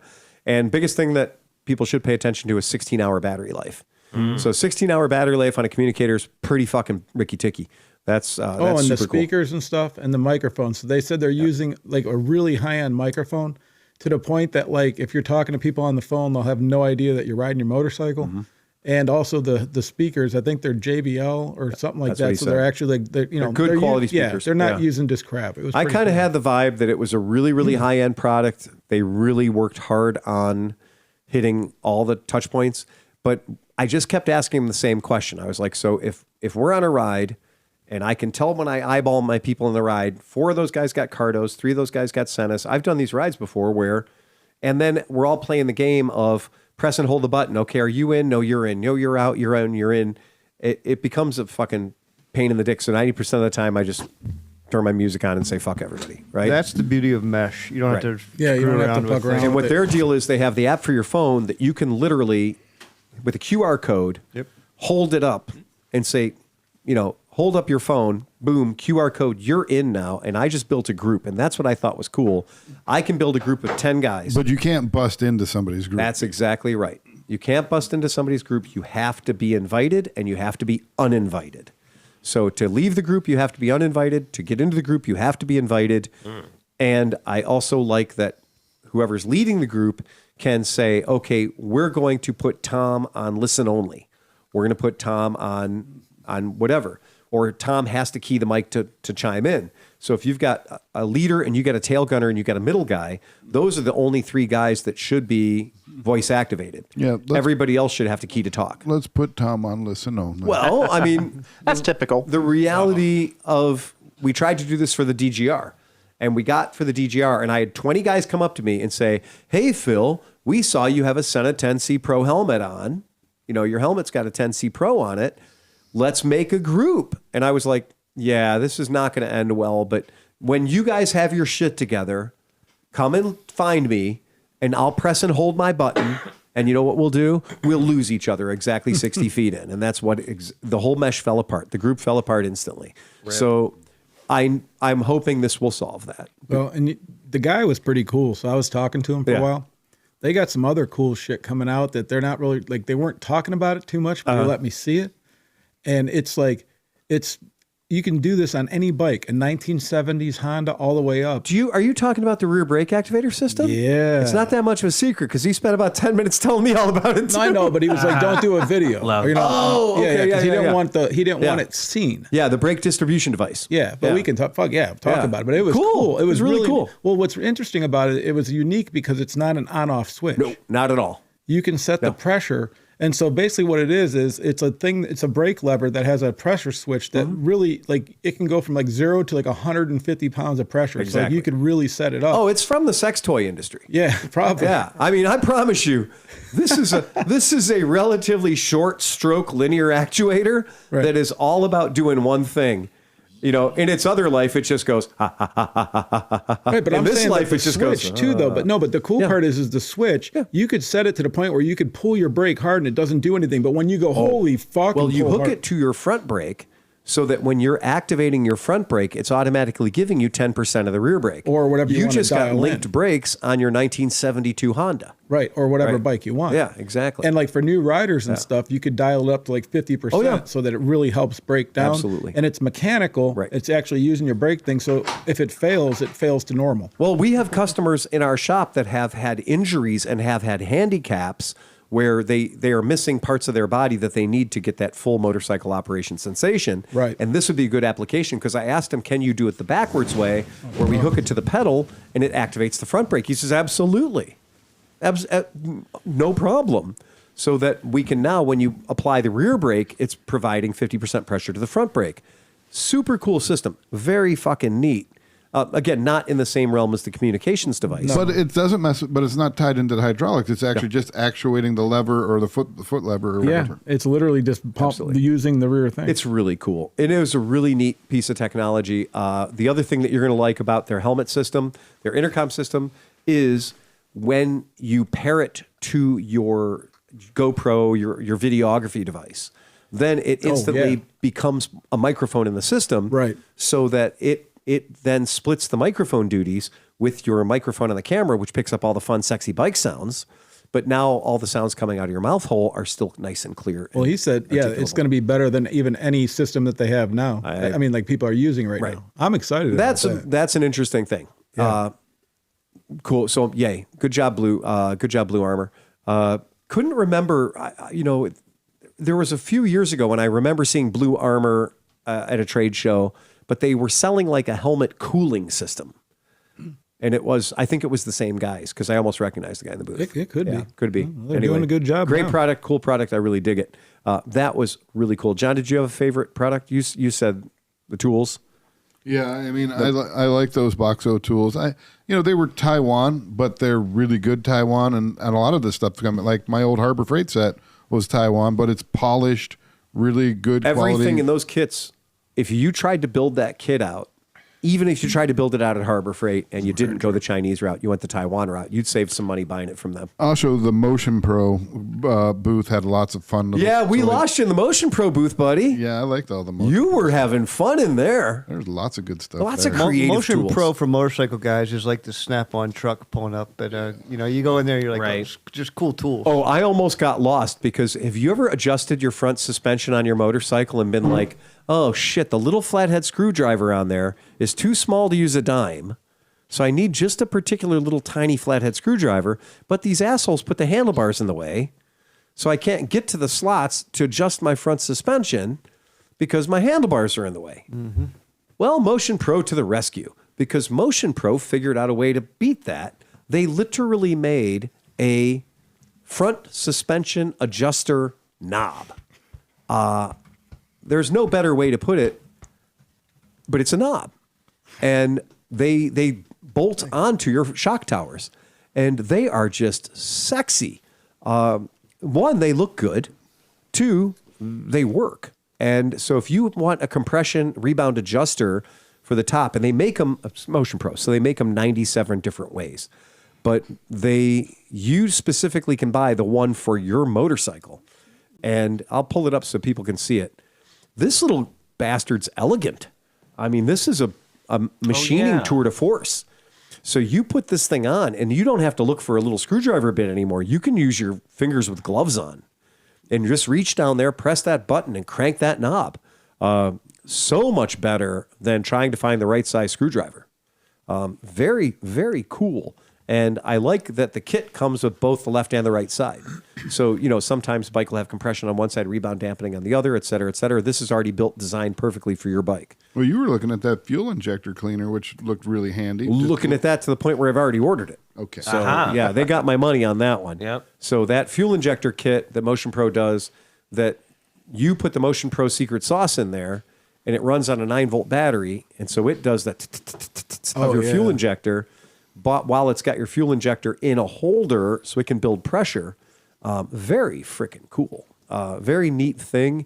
And it's better than the old-fashioned way of like submersing your fuel injectors in, XYZ parts cleaner or carb cleaner for 7 days and then hooking them up and trying to pump them or inject them that way. I think the Motion Pro setup is pretty damn slick. Give them credit for that. That is awesome. Well done, guys. Motion Pro does, again, definitely worth having their booth there if they sell me a bunch of shit, right? Super fun. What was your favorite non-AIM experience? So we had a lot of stuff that happened outside of the building. The track walk was a lot a lot of fun. Oh, yeah. Yeah, the Walking track walk. around the super motocross with the rum and coke That was very entertaining. delightful. Absolutely. I'm going to say, you guys know I'm a bit Scottish when it comes to spending my money. I walked away from a $200 ticket to Disney to go use a $20 track walk ticket. And every part of my soul said, this is a dumb move because the Disney ticket was $200. The track walk ticket was $20. Sheer economy says I'm staying at Disney until the fireworks go off. Yeah. But- We did a lot of Disney, though. We did get our share of Disney, but then that Definitely. track walk was fucking wild. And it included free food and drinks, too. So. All the food and drinks you could possibly handle. Fresh figured out the free drink coupon hack. Yeah. So I think I had 9 drinks. And then I realized that the start-finish line will give you a bloody nose. It's so fucking high. Yep. I tried to run up it, and I did not succeed. My Supercross career has been cut short based on a terrible crash I had at Anaheim. I will never get back on the track ever again because of a horrible crash I had on the Anaheim, right at the start-finish line, I might add. I did not make the jump. I ate shit. Sean had to pull me up. I had to do it twice as well. That's the problem with free drinks. That's the problem when you say, I got my knee down at Anaheim Supercross. Yeah. I must have had extra gravity helping. You didn't need my help. You came on like a steamroller. Yeah. You look like that scene from the Stephen King movie where the truck goes apeshit. I was going to take it. I was just going to go right over the top. You were. Catch air. I thought you were going to catch air. Yeah. But it was fun. We got to, after heavy drinking and heavy eating, all courtesy of them. That was a long fucking day. That was we got 20,000 steps that day. It was quite a long day. But once we got to we were in group 5, so we got to watch all these other groups going down. They lined us up at the top of Anaheim Stadium, drinks in hand. They didn't care. And then Oh, right yeah. when we were about to go on the track walk, they tested their fireworks system, which was like we got our own free up close and personal fireworks show. That was cool. Well, no, that was the launch. You all were supposed to race. Oh my god! As well as that giant fire column thing. It was the giant fire column shooters, which are very cool. But when you get down there at the level where those motocrosser racers are literally on the track, you start realizing a set of doubles is much bigger than you think it is. The whoop-de-doops are 4 feet. The rhythm section is quite terrifying, right? And erratic, so that it's not like you can just, I'm going to use this pace and do the whole thing, because there is a variable distance between the tops of those jumps. Very cool to get that up close personal view of it. Really, really neat. Had a great time.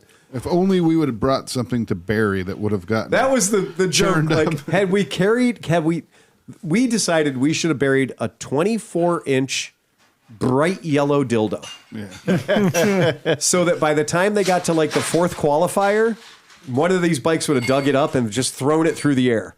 And somebody'd be like, well, we have to stop because there's a dildo down in turn 4. Right. I had a unique experience. So when you guys were doing that, me and Dan were walking around the stadium. Yeah. When you guys were on the Star Wars thing, me and Dan went and walked around the stadium. And so I had the honor of almost getting run over by Deegan's Lamborghini SUV. Apparently, he is like as much of a dick as everybody said he is. Really? And he peeled out of the pit area and almost took me, Dan, and like 4 other people out as he like went 9,000 miles an hour down in his fucking Lamborghini SUV. I think that parking lot creates a lot of trouble because I watched John talk a guy in a Tundra into burning tires. I got down. it on video. I saw. Yeah. And we know because we were walking. Yep. So when you were happening where that was, Yeah. Sean and I and Kromke were only 20 feet on the other side of that truck. Right. We literally saw it from the other angle. Well, and then I thought something was on fire in the parking lot, but that was a big diesel truck Yeah. doing the same thing. Doing the Just, same thing. Yeah. Now, why anybody feels it's time to burn a tire down 6 feet off the back bumper of a Toyota Tercel, Yeah, I didn't know. because Brodozer. there wasn't a lot of runoff area. There wasn't a lot of clear runoff area except for like 70,000 people. You know what? Yeah. It made me feel like we were back in Indy. It did. I was like, oh shit, shit's getting crazy. Shit's getting like crazy this is again. fucking all right. I was like, oh man, the bar was full of lizard people and some idiot had given him alcohol. Yeah. And that's what it was. All these people, I had no idea that Supercross really only goes from about 4 o'clock till about 8 o'clock. Yeah.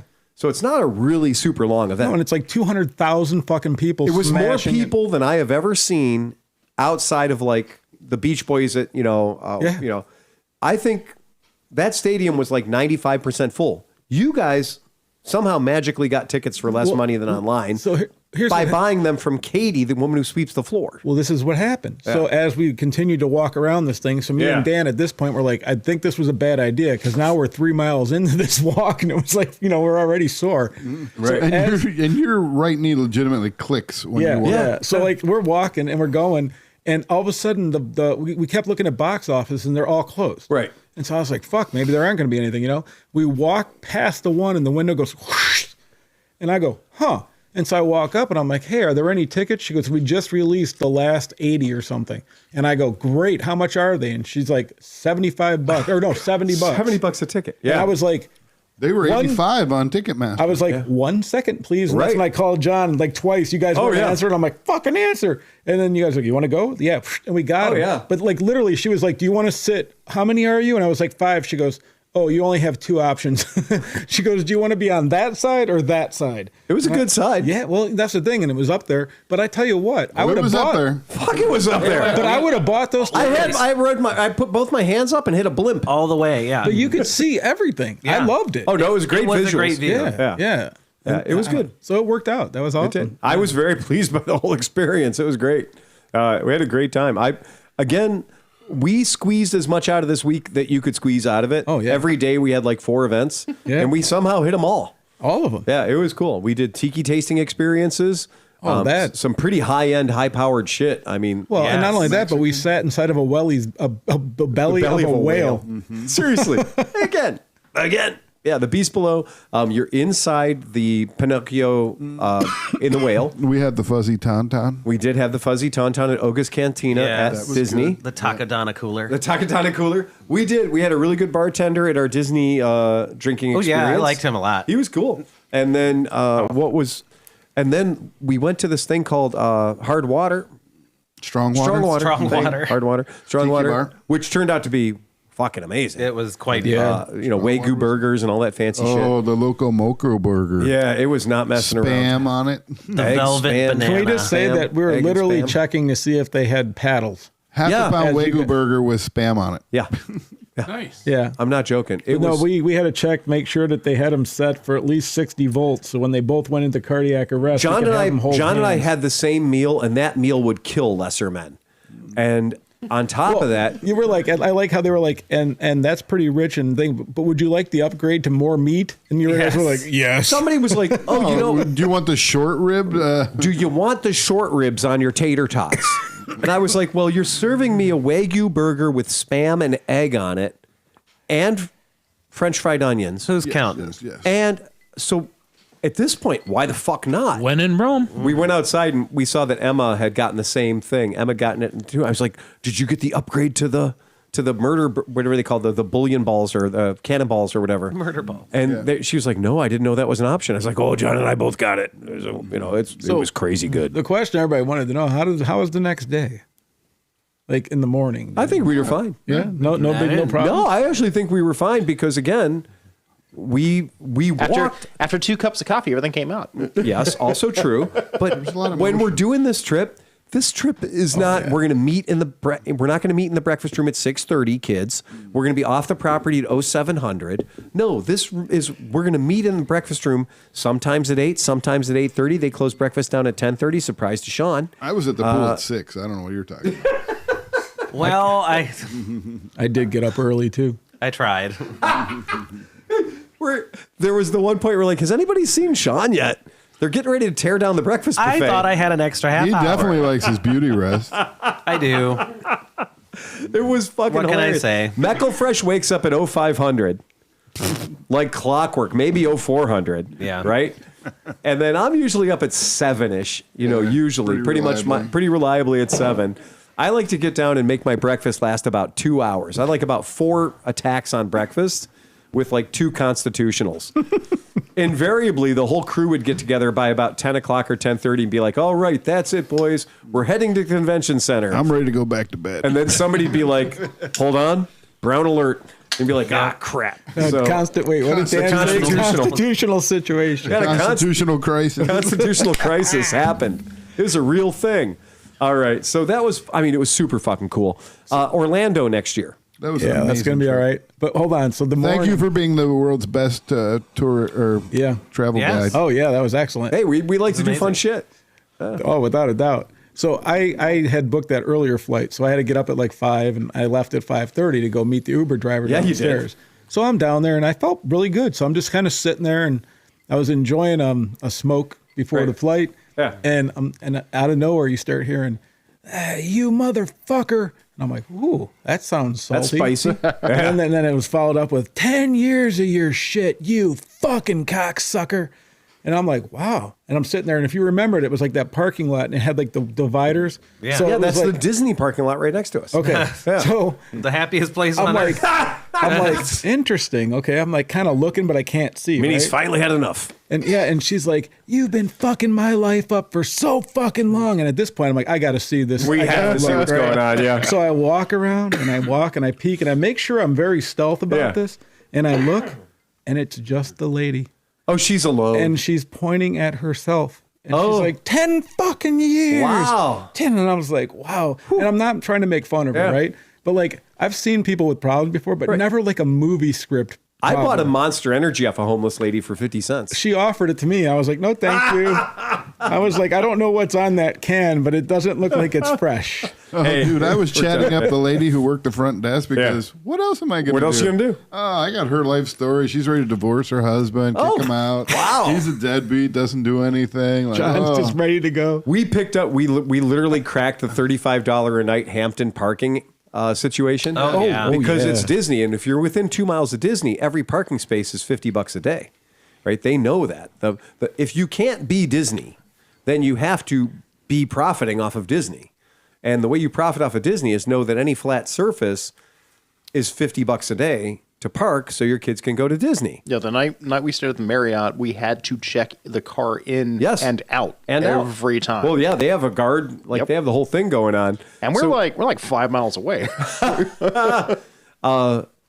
Parking at Anaheim Stadium is an Olympic event now. We've learned Oh my that. God. How far do you think we were from the 17 miles. By the time Oh my God. by the time now here's the I thing. could just see the top of the stadium from where we were. Right. Now you guys are saying no, we're not 17 miles You away. should have taken the tram. But from We were thinking about calling an Uber. No shit. from the moment I pulled into where the Anaheim Stadium parking is supposed to be until the moment we finally had our wheels stopped and got out of our car, we circled Anaheim Stadium about 3 times, right? And many blind turns, many went down the street. We certainly did it due diligence found- before settling on. Fuck yeah, we And did. then we took off-property parking lot, Yeah. which was Super like, duper okay, off-property. we're going to go back here. Wait, no, it goes back further. No, it goes back further. Basically, No, were it in goes the- back further. it'd be like if you were trying to go to the overflow lot at Browns Stadium and you ended up in Beechwood. Oh my gosh. Because by the time we were we found a spot in some little light industrial. We were in a Power Rangers fight scene industrial park backdrop. But I will give them credit. Los Angeles has its share of large 4-wheel drive vehicles. Oh, yeah. It has all of them. And what's crazy is it doesn't seem like it's the kind of place where you'd really want a truck that's lifted 18 inches and tires that go 8 inches past the fucking wheel wells.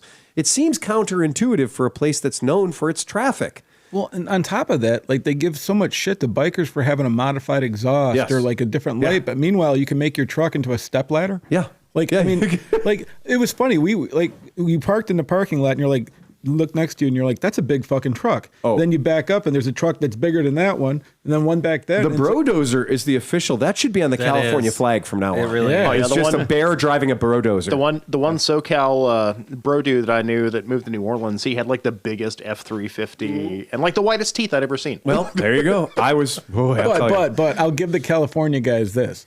The tires are good because they're using more bubbly tires, not these fucking giant, Right, they're 3 not inches using of rubber and whatever. zero rated. Yeah, I P0s. just like seeing all the old vehicles that didn't have with no any rust. rust on them. Oh. That is the, The place. Land Cruisers If and you're all that- goofy oh, for fuck. Marty McFly era Toyota Tacomas and stuff, they're all there. Yeah. That's all right And there. they'll only set you back $60,000. Spotless. Jeez. Yeah, I mean, it was amazing. Yeah, it's something else. So that is going to be next year. What do you say, March 2nd, 3rd, 4th or something like think that? March so. 3rd through 5th. And they're doing it in Orlando, so we're chasing the fucking mouse again. But this time on, it's drinking Sus. around the world. So get your livers ready. Yeah. Okay. Well, of course, boy. I also have to mention and thank Cleveland Moto for enabling me to get my first tattoo. Yeah! While I was in yeah. Anaheim. Yeah, that's true. Sean's a rebel. Yeah. And, So, it's if you can read the while we were going to Biltwell, the place covered in tattoos, Sean was getting a tattoo. Indeed. That's pretty cool. Yeah. Yeah, that's good. So what did you get? I got it's kind Got of a like a Mickey Mouse. It's a no, I didn't get it. Just on my ass. Double. They got Goofy on his ass. Yeah, it's tramp stamp. No, it's if you're a lover of Googie architecture and that kind of signage, it's like a Googie coffee shop sign. It just Mid-century says, modern. Yeah, it just says coffee on it in fun different colors. And blood. Well, I thought it was and funny blood. because when you had your tag, your bandage on there, Yeah. that had been out, been leaking out a little bit. Yeah. and so he had this it was Looked like a push- Capri Sun. It was that like you a could soft pop the- sticker. Yeah. it was like one of those. puffy stickers. I want to suck your tattoo. I was going to ask you. Yes. So did you get that and then get into the hot tub for 7 hours? Yeah. No. Okay. I wasn't in the hot tub after that at all. Okay. No, you're Got not. the days I mixed up. started to get confused. And I was Nobody like, cares. Oh, that would have been bad. No way. It would have been bad for the tattoo. That's what I'm saying. Would have been bad for that hot tub. Yeah. No, Nothing could kill that hot tub. It was. You know what? That was a salt. I watch them pour a gallon of bleach in that every day. I got out of that Salt. hot tub. It was salt. No, it wasn't. I watch them I pour a literally- gallon of bleach in that. I hot tub watched every the day. guy dump the fixer chemicals into it. Okay, I got these bottle and let me measure. Oh, just fuck it. And he literally just dumped the whole bottle in. It was like, okay, that's fine. I did notice that I have no hair on my legs anymore, so that's interesting. By day 3, when I took my shirt off, it was like a snowstorm of my skin coming off. I'm like, oh. It was a total And I'm exfoliant. like, yeah, I'm good. After Very 3 days. rarely do I get out of the hot tub and take a shower right there in the customer supply in the supplied hotel supplied shower. But I did. I got out and took a shower only because I could feel my skin burning. Yeah. As I got out of the hot tub, I could feel my skin That burning. means it's working. Yeah, It was good. I don't have any moles Right. or anything left. and I got off. Skin tags are all gone. I was like, okay. I got out and I was like, Right all up. right, cool. That's it. It's like a derma scrub. All Your my whole body's hepatitis smooth. gone. Yeah, it's all gone. Yeah, that was it. Well, I knew it was trouble because when I jumped into the pool water didn't stick to me. Yeah. So I got in the pool, shot the whole way across the pool, got out, and I wasn't wet. And I was like, I better go shower this shit off. That pool was long. I started trying to do some laps, and I was like, I could only go 3/4 of the way of that pool underwater, and that's a long pool. Yeah, that was. You guys were smoking right before that. So. Okay. Yeah, but that's just the bleach. there was extreme smoking going on. So for next year, we think, all right, probably going to do this. Probably going to do this. I mean, all you right, know, it great. happens. I've never been to Florida. Oh, really? Nope. Wow. Man, that's cool. It's been a long time. That's need to get that's out. pretty rad. I need to get out. Other events. Okay, so coming up, I found this event. One of my friends hit me to it. I'm totally in love with this event. March Moto Madness. Oh yeah. Oh, yeah. So March Moto Madness, they do October Madness as well. But 26th through the 29th of March, where? Tellico Plains, Tennessee, one of my favorite places on the planet. Very excited about this. I think this is going to be a good thing. Look it up. The website's very hard to remember. It's marchmotomadness.com. Remember that. Look it up. It is fucking cool. This is for your adventure type minded people. Yeah, or basically it's like Mid-Ohio without the swap meet. So if you show up with like your monkey bike or your Trail 125 Hunter Cub, you're probably going to fit right in. Yeah, I think so. It has spawned like just like the DGR. There's March Moto Madness now all around the world too. Really? There's one in Europe. There's one in Australia. Oh, shit. Yeah. So you have 69 days to prepare for this. So 69 days to get your shit together. So Nice. what you're saying is it's contagious. It might be. It might be. March Moto Madness is And where is that contagious. located again? Tellico Plains, Tennessee.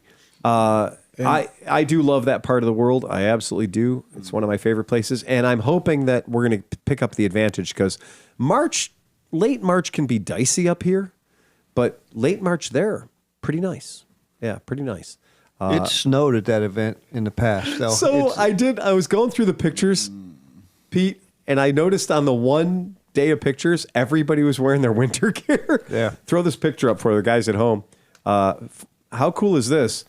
I could be mistaken, but I'm pretty sure that's an event.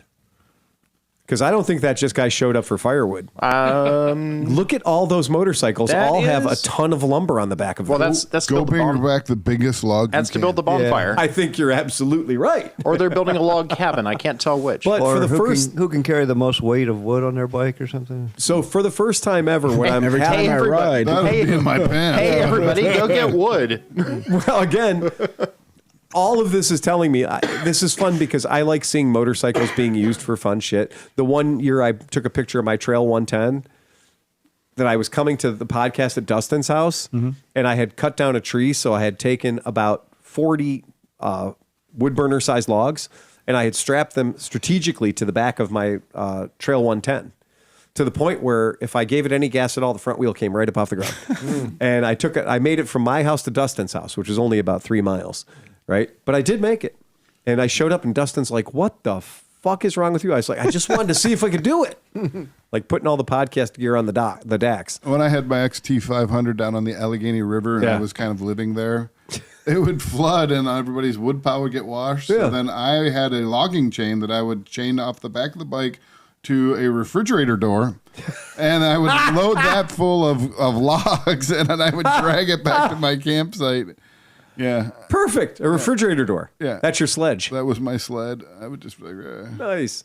Yeah, this looks like a fun event. So March Moto Madness, this seems like the kind of thing that we'd probably chew right up and spit out. Don't Probably forget, enjoy that. Garage Brood is coming up in like 2 weeks. No, I didn't get my motorcycle entered in time, and today they decided and sent the letters out to people whose bikes have been honored by being in the Garage Brood motorcycle and show. then you sent the Triumph thing. Did somebody? Yeah, that's the gonna- 31st. Oh my God, What's that's that? a lot Saturday of stuff. the 31st. Yeah, the Triumph thing. Remember? Like a last dealer- Last year we did that. Oh, the one we did All last year. The new Yeah, but Triumph they're having it models. at the dealer thing right by your shop there, though. Oh, okay, year. cool. I'm glad they're doing it at the dealership. Yeah. That's good. I sent it out on the group text. Okay. There's it's Eventbrite. You got to sign up with Eventbrite. Yeah, And- it's free ticket. Already Yeah, did that. Exactly. Me right. too. Rad. We are That's super ready cool. to go. Yeah, so I'm digging the idea of March Moto Madness. So I'm thinking that's cool. So that's January 31st. Triumph is. Yeah. Yep. Right. Good. Looking for events for the finishing out this month. And for What's- everybody out there in listener land, that's not a Cleveland centric event. That's Right. There's like a tour that's going around. Yeah. Yep. And that's just when it happens to be in Cleveland. But if you go to the Triumph website, You can see all the new find bikes. it in your neighborhood and go check it out. Yeah, because at AIM we got to sit on the new Triumph Scrambler. We got to sit on the new Triumph Thruxton 400, the Thruston 400. Again, they're small. I mean, I knew they would be because they're 400s.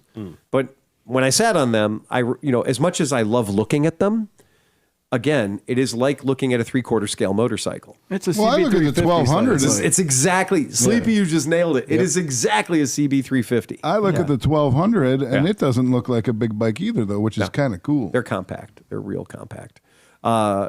So if you go to Cleveland Moto Podcast, and by the way, thank you guys for joining the Cleveland Moto Podcast chat. So we have a Facebook page called the Cleveland Moto Podcast chat where shit gets a little weird. I'll admit it. It is private, so you have to ask. You have to ask for permission, and we will usually let you in. But then you get the funny stuff. it is fucking hilarious. I got to say that Cleveland Moto Podcast, the Cleveland Moto Podcast Facebook pages are just regular one that we talk about. We put the show notes in there and stuff so you can follow along, play at home if you're interested. But then the chat one is getting a little bonkers, and I like that. Okay, guys, I like wheelies, but Ohio doesn't like that I like wheelies. No. So they changed the Ohio laws, and so now that little momentary, what we used to call a loss of physical control or a lack of physical control was the ticket we used to like to write when people would do wheelies. Or if you'd break traction with the back tire and do that big smoky burnout, we'd write you a lack of physical control. And it was a sweet little misdemeanor 4 ticket. Just, pay it when you get the chance. No points on your license. It's just mostly, hey, you were being a dick and I caught you ticket. So now they don't do that no more. Now it's a fucking felony. Well, I'm sorry, misdemeanor of the 1st degree. Now, most people that don't understand the way laws work, a misdemeanor of the 1st degree is way more expensive than a misdemeanor of the 4th degree. As the number gets smaller, the money gets bigger. And they have now created a new law for us in Ohio, and other states are following suit, thanks to Mike DeWine. Section 4511.251, street racing.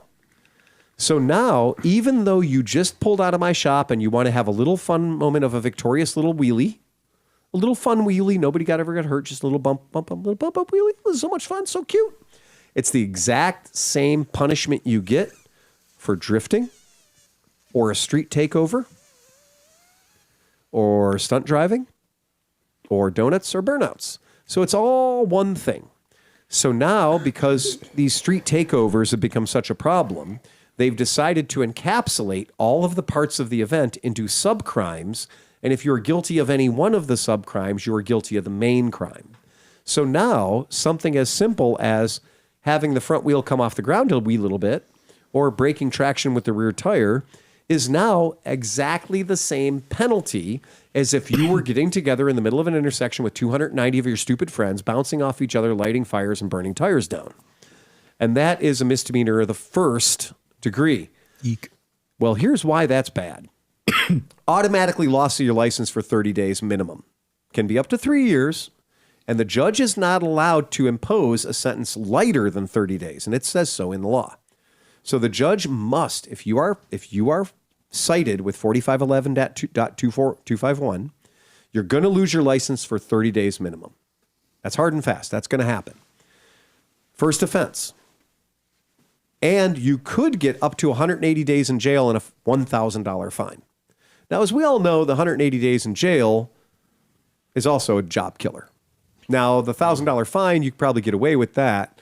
But for me, losing my motorcycle license, losing my car license for 30 days. How many points on your license? 6 points. So it's the equivalent of a reckless operation. It's reckless operation. Reckless up.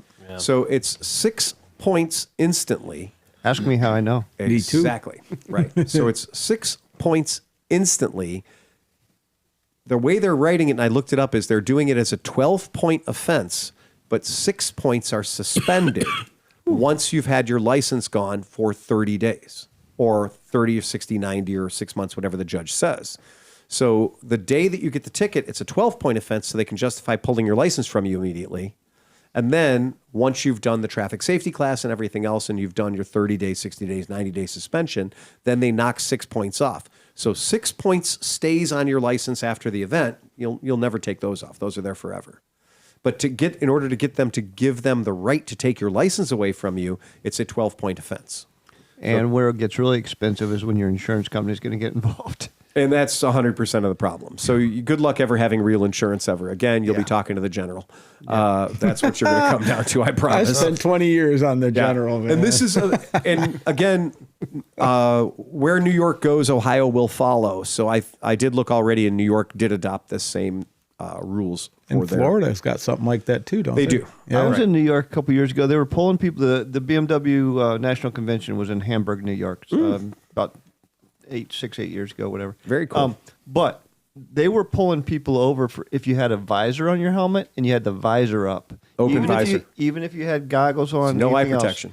Well, if you were behind if a you had- windshield, it right. didn't matter. That's fucking If you had a crazy. visor, it had to be down. That's crazy. And they were actively pursuing On it, the racetrack, it's pulling that people way. over. Like if you I have, got pulled over for that once. that's with paper cockamamie. on the back. Yeah, that's crazy. Did you have goggles on underneath? Like I always wear safety goggles under it. And I had my visor cracked a little bit. Yeah. But it was actually pretty well down. She was on the back, and I think she had sunglasses, but her visor was up. But he pulled us over. So she had eye protection. Yeah. Oh, She had- he was fucking. He was with being a us. dick. Yeah, right. That's what We happens. were riding my Vespa, Oh my god. which was totally illegal. But I didn't get in any trouble. Yeah, go figure. So that's that one. Okay, so now let's get into the fact that Aprilia's new GP bike is just a collection of aero. I don't know if anybody's seen this thing yet, but they've done very well in the past 3 races against Ducati. And Aprilia's definitely got themselves set up to have a world beater GP bike. And the aero keeps getting weirder and weirder and weirder to the point where it looks like they have a little TIE fighter on the back of your motorcycle. Oh, yeah. It's kind of bonkers, but Aprilia is very proud of their new bike, and it is cool looking. I'm not going to take anything away from it. It's pretty slippery. But the aero is getting out of goddamn control. But now that Aprilia's got this awesome machine and they're winning and everything's cool, it's been a few years, but they're about to change the rules in GP again. So they're dropping from 1,000 cc's back down to 850 cc's. So that means these teams are going to have to change everything. Everything's and they're also taking away the active suspension, so the active ride height. And that's been a big thing in MotoGP. As you get on the straights, you hit the button, the bike gets lower, right? Smaller, slipperier through the air. That's going away. They're no longer allowed to have that. So they're going to change quite a few of the laws or the rules in MotoGP.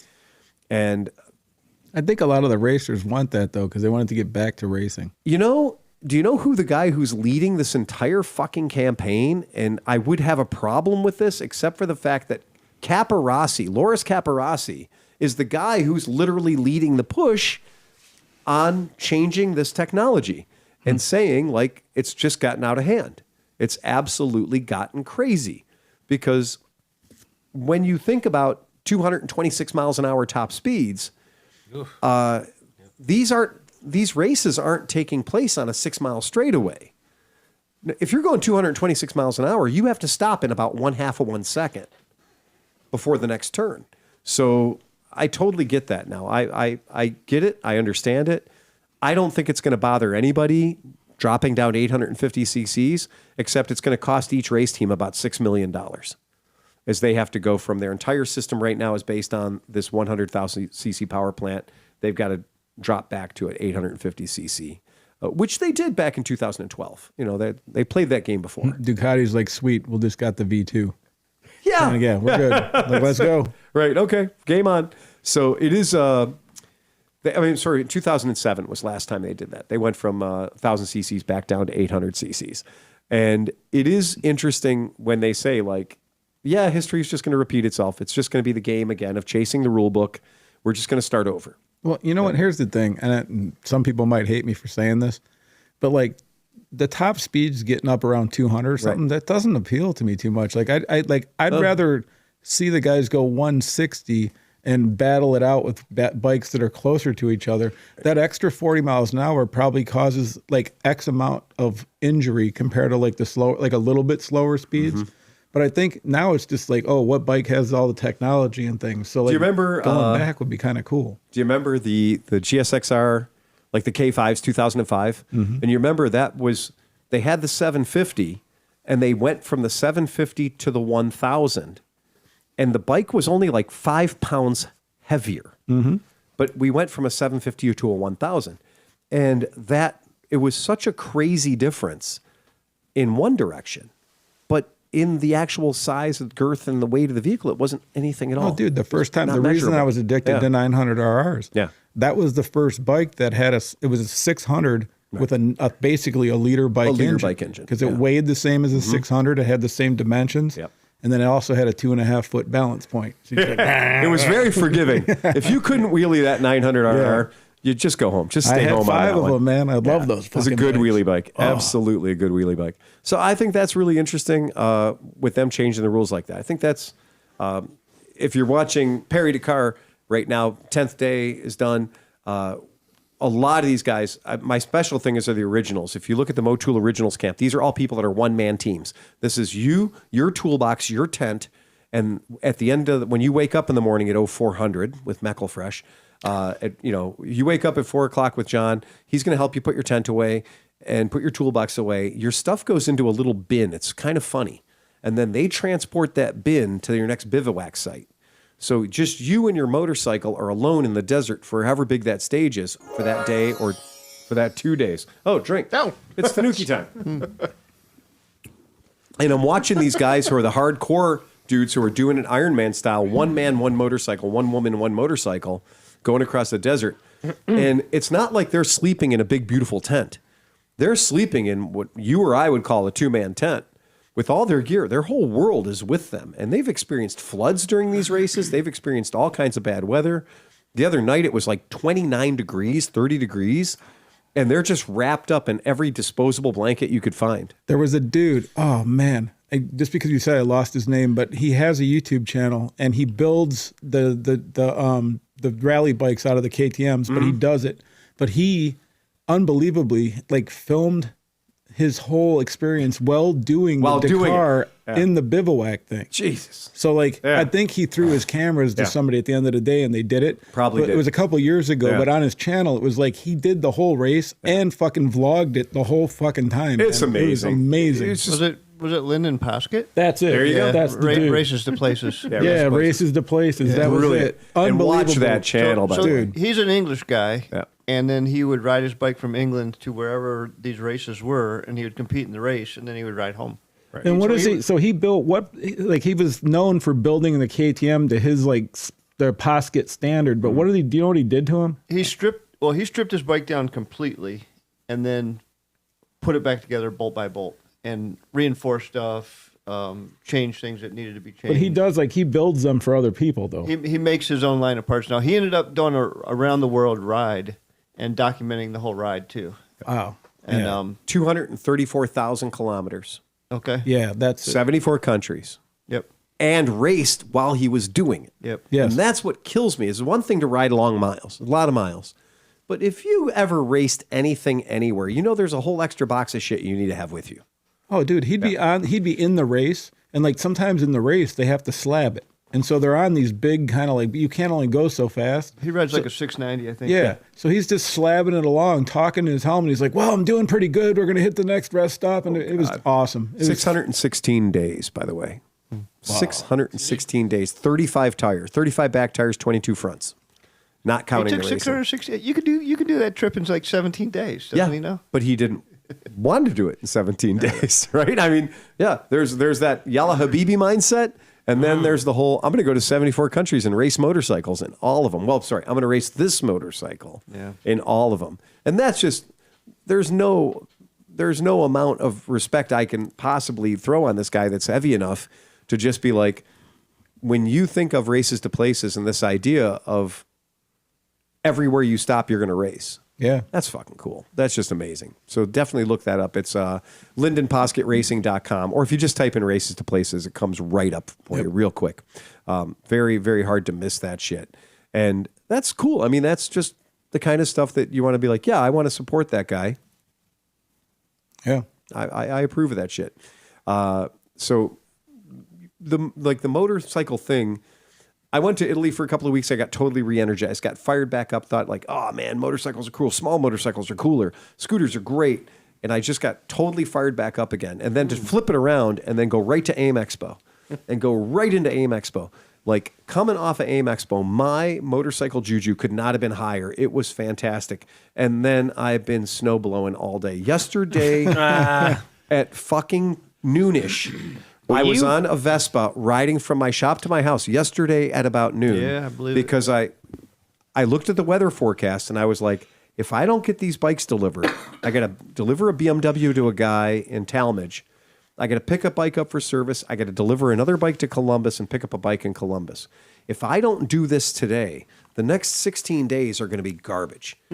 So I made the phone calls. The people were like, yeah, I don't see any reason why not. But my red truck at the shop is full of cardboard, and they took the cardboard dumpster away from the Masonic Temple. So I have no convenient place to get rid of my cardboard before I go to Columbus now. So I was like, well, the white truck's at my house. It's empty. So I literally had to jump on my Vespa, the Tiki God Vespa, and I had to look around at my shop and be like, what bike do I want to put in my garage that is not going to come back here until we're back in business again, when the snow's gone. So of all the bikes in my shop, I was like, Tiki God, Vespa GTS, I have enough clothes at my shop to bundle up for a 48, 46 degree ride. I threw all my gear on, jumped on the bike, hauled ass a half an hour home on the freeway, parked the bike. My neighbor comes out and goes, well, I think you're officially the last two-wheeler on the road because it's going to start snowing here in about, it starts snowing. I was unloading the bike in Columbus and the blizzard blew in. And from Columbus home, they shut down Interstate 71. I had to go 301 Dukes of Hazzard roads the whole way back. No salt, no plow, no nothing. And it was legit four-wheel drive moving slow. And I was like, 3 hours ago, I was on a Vespa. Yeah. And now I'm, between the gullies in the 4x4. Well, I got ready to go to work, and I'm like, it's nice out because it was still in the 50s, and it was dry. Right. And I looked at it and I was like, well, I only got to go to the mile to the shop. I should be riding. And I was like, no, it's still there's. And my first thought was there's still salt on the roads, and the first thing you told me was wait until it rains really proper. A couple of times, yeah. Before you ride anything on the road, otherwise it'll melt. And so I got in the car and drove, and as soon as I'd made the turn on turn by the stoplight, I looked up and I went, oh, that sky is really, really gray. Yeah, and that was it. And we've had a nice little. If you've never been in Cleveland before, this is the time to show up right now. You get the full double barrel experience of yeah, this is it. We got 6 inches of snow yesterday. We got 6 inches of snow today. We'll probably catch another 6 inches tomorrow. It'll be great. I literally was just saying, man, I was promised winter and it was 60 degrees. What happened? You got some winter, baby. Yeah. Welcome to Cleveland. You're getting it now. It's legit. So that's super cool. Anybody else got anything else? Oh, you know what? I do. You know what we forgot to talk about that was at the AIM show was SSR had something pretty cool in the pit bike booth that I was like, oh, if they're going to have it, all right, it's coming. I know what you're going to say. And it kind of, I was like, oh, why is that bike in the middle of the booth? It's just the same exact SR125 that all of us have. Yep. Why is that bike in the middle of the booth? Why is that bike getting so much light shining on it? It's just the same exact SR125 that we all bomb around Mid-Ohio on. But no. It was Meckelfresh's favorite SR125 because it didn't have a carburetor. Right. Fuck carbs. He woke up for that. Oh man. Wow. I mean, And I Wait, looked wait, at wait. it. It is definitely there. I mean, it's not. This wasn't like somebody cobbled this shit together in their garage. This is a fuel injected SSR. Let's stop and talk about the possibilities here, though. So Right. Could we take this same SSR 125 motor with fuel injection and put on vintage bikes? That's what I'm talking All about. of the bikes. Now, If they're going to put it on that bike, what's going to be available? I have EFI for small minute motors, man. I have a few questions. Go ahead. Specifically when if or when they change the timing for thing, but that's going to use the standard old Honda knockoff 110 motor, so that could work fine. Yep. And then the other one is do they pressurize the gas tank, or do they run it through a secondary fuel pump? So I looked so closely at that gas tank, and there is a fuel pump. So there is a secondary fuel pump. Okay. And I looked at it because it's a dirt bike and you want to be able to have the bike laying on its side. And if the bike's laying on its side and has pressurized gas tank, then you can't have a vent off the gas tank at the top of the gas cap. And it certainly did have that. And it also certainly did have the ubiquitous Mitsubishi inline fuel pump. So it that has we're all an very external familiar fuel with. fuel So it pump. has an external fuel pump. Oh, I can put that on anything. Well, this is the point. So keep in mind that these bikes without fuel injection are $1,400 for a brand new one. What is the fuel injector going to add $400 to the price, $500 to the price? You got yourself a sub $2,000 100% fuel injected motorcycle that you can now take that powertrain out of and put into all of the things. I think the bigger question is, I'm less interested in the powertrain itself. I'm more interested in the wiring harness, EFI control module, throttle body, yada, yada. And the good news is when you buy one, that shit comes with it. Yeah. I was going to say, you can't just buy a crate motor because then you'd have to buy all those. Exactly. extras. Well, no. The bigger question is when they finally hit the SSR website and we can buy parts for Yep. them, Oh, yeah. what the price of the parts are, because they're not expensive. That's what kills. So we here at the shop, we now know how much an SSR crate motor costs. Like, and should you buy the Piranha motor or should you buy the SSR motor, right? And it's a very much of a toss up, money wise. So my really excited thing is, first of all, the new SSR 125 ME. You had my attention because it has electric start. Ours are kickstart. This has electric start. They also have upside down forks that actually work really, really well, and I'm a fucking huge fan of that. I think the suspension on the 2025/2026 SSR 125 ME is really, really good, and for a $1,499 price point, that's $100 more than the bikes we're all rocking. You get the upside down, you get the electric start. That's money well spent. So I looked at the one they had in the booth, and I crawling all over it with a fine-tooth comb. They all come with a headlight and a tail light, every single one of them. He said, look for this in 2027. And I said, why not 2026? And he goes, well, you'll see that there are some of our Chinese competitors that are already selling this bike, but they're all having problems. We're not going to sell it if it has problems. We want to make sure that we test the living hell out of this thing. And also they have to get certain carb compliancy because they want to be able to sell this as a bike that can be used in California or Hawaii or places like that. So I wish it was available right now.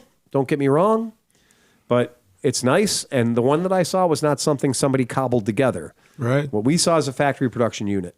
And a fuel-injected SR125 is something that puts a very big smile on my face. And then right behind that, they had that 450 Supermoto. That's a looked like- project. I was bike. like, Yeah. okay, because I was like, if they make that, That's not. put me down for one. Yeah, that's not for you. Well, I mean, it could be for you. Yeah. I would like to hurt myself, please. Yeah. You just need to buy their bike, buy that bike and then put all that shit on it. Yeah. Because I looked at it. It's got about a $2,300 exhaust on it. Okay. I was like, that thing is fucking sexy. I would just use it at the track. A good, It's a beautiful hooligan bike. for It's the a really track. good hooligan Whoa. bike. So what they talked about doing is they talked about doing that motorcycle and then doing it as a kit. So having a kit model for it so that you could buy the bike as a dirt bike and then sell you the parts to build it into a super motard. And I think that's probably, that's what they're hoping for. That's their plan. But yeah, super cool. Really neat bike. I mean, in my opinion, very cool, gorgeous bike. And again, when you've got something that's that big and that much motor and that cool, bring it on, SSR. And we've had such good parts support from SSR, as a dealership. Like, I don't have any problem with their stuff now. If they say they want to bring something in, I'm like, yeah, you just do it. You've passed the test now. If you can keep all these SR70s and SR110s and SR125s on the road that these street kids or these 14-year-olds are just trying to destroy, and you can keep up with me in my parts orders, well done. Yep. Yeah, that's the trick right there. Because now we've learned that a lot of the Chinese, like, super duper knockoffs, they use the same parts as the SSRs. So now if somebody brings in some, like, hey man, I don't want to insult you, but you work on my Vespa and my Ducati and my Moto Guzzi, can you also just, give this thing a shot? We can give that thing a shot. Yeah, we can get that as many times as not. We can get that thing back to life again. It's really funny because the first time you told me you were working with SSR, I was like, are you crazy? What the hell are you talking about? Because I used to go to this shady ass warehouse in New Orleans East, and we would buy them like 10 at a time and throw them on this trailer and drag them back, and every single one of them just fell apart. They were not good. And you even said, no, they came back a couple of years ago and they fixed literally everything. And I was like, okay. That's why when somebody calls us and asks us the shop, I always ask them what year bike to have. Because if your bike's older than 2022 or so, it's probably not great. It's probably not going to have a good time. And even they'll tell you that. But if it's newer than 22, you're like, gotcha. Like, totally different manufacturers, totally different parts suppliers, completely different game, which is not uncommon in the Chinese world, right? A lot of cross-pollination happening out there. So yeah, super fun. You know what? One last thing from AIM. So Moto Guzzi, MV Agusta. They had one bike that was beautiful. Yeah, they did. And then they had like the Turbo Snake Viper. Did you see that thing? I don't know what else to call it. Turbo Snake Viper? I swear to God, I got to look this up. It was some ridiculous name, but like it literally, like, like when you watch the Vietnamese like moped races, right? And they have like wheel covers bolted to everything and like snakes and dragons and like extra shit just like put everywhere, right? Like, I think somebody at MV Agusta, they were like needing money. The modern way to say that is looks maxing. Okay, They're looks maxing. Like, I swear to God, because like usually MV Agusta is like, you're like, right. Wow, I can't afford that, but that's a fucking beautiful motorcycle, right? This thing looks like they went to like the parts counter at fucking like Car Part Depot and was like, give me everything that you can stick on a motorcycle and the wheel hub covers. Like, this thing had covers over the fucking wheels. Is the Rush? Go ahead and pull it up. Okay, I think you're looking at the Rush. I saw the bike in the booth too. Yeah, look at the that Rush. thing. It's the Rush. What the fuck is on the wheel? Yo, man, it's spinners. I stopped, but the wheels keep going. We heard you like spinners, so we put spinners on The your one that they spinners. had there even had more shit. And then look at the back seat. I can't even explain it. It's literally a pylon. It's like a little UFO landed on the back of your bike. Well, here's the thing. This picture does this thing a lot of justice. It does. Like it When kind you of see it in flattens it person. out and everything and stuff. But when you see this thing in person, you're like, it looks like somebody bootlegged MV Agusta. I knew you were talking about the Rush the second you started. I was like, what do they call it? The Viper Snake or something? It's the Rush. Rush. Okay. It's the Rush. It's just like the Vespa PK. It's the Rush. I mean, we have the dragster, the Brutale dragsters in my shop right now. Right. And it's goofy. I mean, it's silly. It's not this. Oh, this is extra silly. Like, is there a dragon somewhere on that fucking thing? Well, I swear to God, I saw also- a dragon on it. It also shares the name with a popular brand of poppers. It does, yes. It absolutely So does. there is a collab that is. That a throwing star front wheel. Well, I mean, Sorry, I didn't mean to interrupt the poppers conversation. But as soon as I saw the front wheel, look like a fucking Chinese. The Brutale comes a lot of different ways. The other one that pisses people off is the Series Oro. So the Series Oro, it can be a lot too. That one's hard to look at sometimes. And the Series Oro, that's a lot to look at. They a lot of gold on that bike, a lot of superfluous gold. I usually think they're pretty sexy, but that one was bothering the fuck out of me. I believe the word ostentatious works for MV Agusta. Like it's them and Bimota. Okay. Went out of their way to capture this whole, Italian high design horribleness. Uh-huh. And that's the only way you can describe it is because they're high design Italian. And you look at them, you're like, God, that's tacky. I will say that MV Agusta is the only one that I've seen where they subdivide their website into, electronics, suspension, components, and then aesthetics. It's like just when you're just like, yeah, man, we admit it, Yep. Sure. She's got fake tits and big lips, but goddamn, she's Christian. Right. No. She's just super Christian, and that is definitely for as bland as the Nortons are, MV Agusta kind of makes up for the difference. Oh, it does. It really does. Like we're very British and proper and very, we're very designed. That British, the Italians are like, let's do some cocaine and that Brutale dragster that's in our shop right now. I just sit, I'll have my coffee and I'll just look at that motorcycle and I'll be like, they didn't need to do that, but they did it anyway. Well, it's, it's the counter to the bland motorcycle. It is the excessively excessive thing. The fucker doesn't even have a windshield on it, but it's got aerodynamic louvers down in the bottom on the on the radiator. I'm like, you don't even have a fucking windshield. If you don't have a windshield, how the fuck can you have aerodynamic fins all over the rest of the motorcycle? Like the one that would actually do something isn't there. You see, Phil. What was the bike that had the tail design? What was the bike that had that's what you're talking about? The one that had the tail fins on the rear cowl? Yeah. I mean, that's just what they do now. But this ridiculous, stupid thing, this thing has fins all over it. But the part that just kills me on it is that it shouldn't have any fins on it. It looks like a Peloton in motorcycle form. Right, because it also has no wind protection for the rider. Is the lower exhaust just the box for the upper exhaust? Yes, or is that absolutely. Okay. Yeah, that all is is connected, giant just box. not something else. Yeah, there's a big giant catastrophic converter and expansion chamber and everything down there. I also want to know when did it get popular to change exhaust to soda cans on the end of a stick? Yeah. All the Good new point. exhausts are just like little soda cans on the end of a stick. Yep, and yes, emissions. Yeah. Well, and because they have the giant chamber down below for the catastrophic converter and all that stuff. Prada or something. So then you just need to have a little tip on it to put your Aero logo. Can you imagine being the passenger? You can't put ACK exhaust on here because Akrapovich is too long of a word. The exhaust would have to be longer. So you have to put Aero pipes on them. It would just be the Akrapovic is too long. ACK.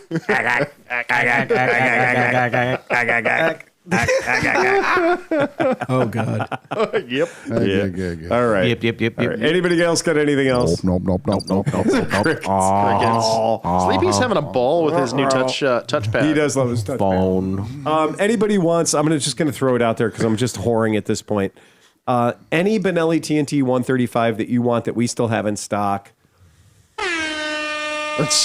We're blowing them out. Do you have a fart? $29.99. $16.99? What? $29.99. That's tax included. That's prep. What are you talking about? That sounds crazy, man. Sunday. Yeah. Do you have the? That's pretty good. I like that. That was all right. Yeah, that's it. I'll sell you the whole seat, but you'll only need the edge. So it's these things got to go. You guys are killing me. It's just ridiculous. Please give me $29.99 or best offer. Come and buy a Benelli TNT 135. Please, I have 6 left. Show me your Perfect bids. Mid-Ohio motorcycle. Perfect Mid-Ohio motorcycle, Yeah. as well proven. Nothing is better in the bale racing than a small sport bike. The put knobbies on that cocksucker and go. We all love the bike. It's a great bike, but I just have them. They're hanging around. Any color you want, as long as it's green. Top speed, Or 74 white. miles an hour. Yes, ish. Depends on the operator. They're pretty quick. They're pretty spicy for a tiny bike. Big Chris over here can outrun me on his. And when I'm on the monkey, They're a monkey killer. Don't just call it a Grom killer. It's a Dax killer. It's a Hunter Cub killer. It's a monkey killer. This thing's got it. You should just put little stickers on the side, like the old fighter pilots did, of just all your confirmed kills on the side. Just have like a little monkey with an international nose symbol through it. Little crossed out monkey, little crossed out Dax, little crossed out Grom. Benellis are fun bikes. They're cool bikes. And at the price I'm selling them for, it's a bit of a sore dick deal. You just can't beat it. Show up and buy one, man. Show up and get one. That's the only crazy deal I'm doing Or at the get shop right two. now. Right, that's it. Oh, Moto Guzzi. Hey, guess what, guys? due to some weird thing, recession, Moto Guzzi's not going to build any bikes for the first quarter of next year. Oh, Now, please don't AI this and be like, Moto Guzzi's going out of business. Yeah, they're not going to build bikes for 90 days. They're moving into their new factory. So they have a brand new, big, giant, beautiful, sexy ass factory. So during the transition, they're not going to be building any bikes. We found out about that this morning as they're asking us for our order for next year. And when you say you're not going to get any bikes for the first 90 days, it's going to be a weird year, guys. It's going to be a really weird year. Ooh. So we don't have any Moto Guzzi. Like our shop has like a V85 TT Travel, like the really nice one. We've got a couple of V7s, and we've got a Stelvio with radar, and we've got a V100 Mandela V100S in stock. But that's it. There ain't no more. So if you were thinking about buying a Moto Guzzi, this is not the time to be like, I'm going to play a waiting game. No, you're not going to play a wait. You're not going to win. Or you'll be waiting a while. Or yeah, at least 90 days. If show me. Yeah. If the factory's closed for the first quarter, add 6 weeks to that because remember there's a distance between the factory and Cleveland, Ohio, and that distance takes a boat to cover, right? Boat? When the boat about what? It's a boot time. About what? When the assembly line starts again on April 1st, it's not like the bike's going to show up in Cleveland on April 2nd. It's going to be a lag. And are the ones that you have, are they pre-tariff? Yes. So the bikes that I have on my Bingo. floor right now are all pre-tariffs. You're not going to pay any tariff on the bikes we have in the store. About That's 6 fucking weeks. good. But that is one of the ones. Look out for your social media posts. Look at the stuff. You're going to see some AI shit that's going to be like, Moto Guzzi's going out of business. It's not going out of business. They're not going to produce for 3 whole months while they move their factories, while they gear up at their new spot. But that is going to create a problem if you thought you were going to be like, oh, I can wait out my dealer. No, your dealer ain't getting no more bikes. So your dealer doesn't need to be super like, hey, I got to get rid of these so I can get the new ones in, because we know there's not going to be any new ones in for at least 4 months. They won't say anything as direct as going out of business. They'll say, Moto Guzzi halts all production. Yes, that's like they did for Harley Davidson when they were like, Harley Davidson stops all production for 1 day. Well, for Christmas. The problem is if you say Moto Guzzi going out of business, everybody's going to be like, yeah, they've been doing that since they opened. Yeah. So is Phil. Yeah, it's exactly. I've been trying for 25 years. Just can't get it right. So that's it. Anybody else got anything else? Third time's charm? Nah. Going once, going twice. Ride fast, take chances. Get us out of here, Johnny Mac. Bum, bum, bum, bum, bum, bum, bum, bum, bum,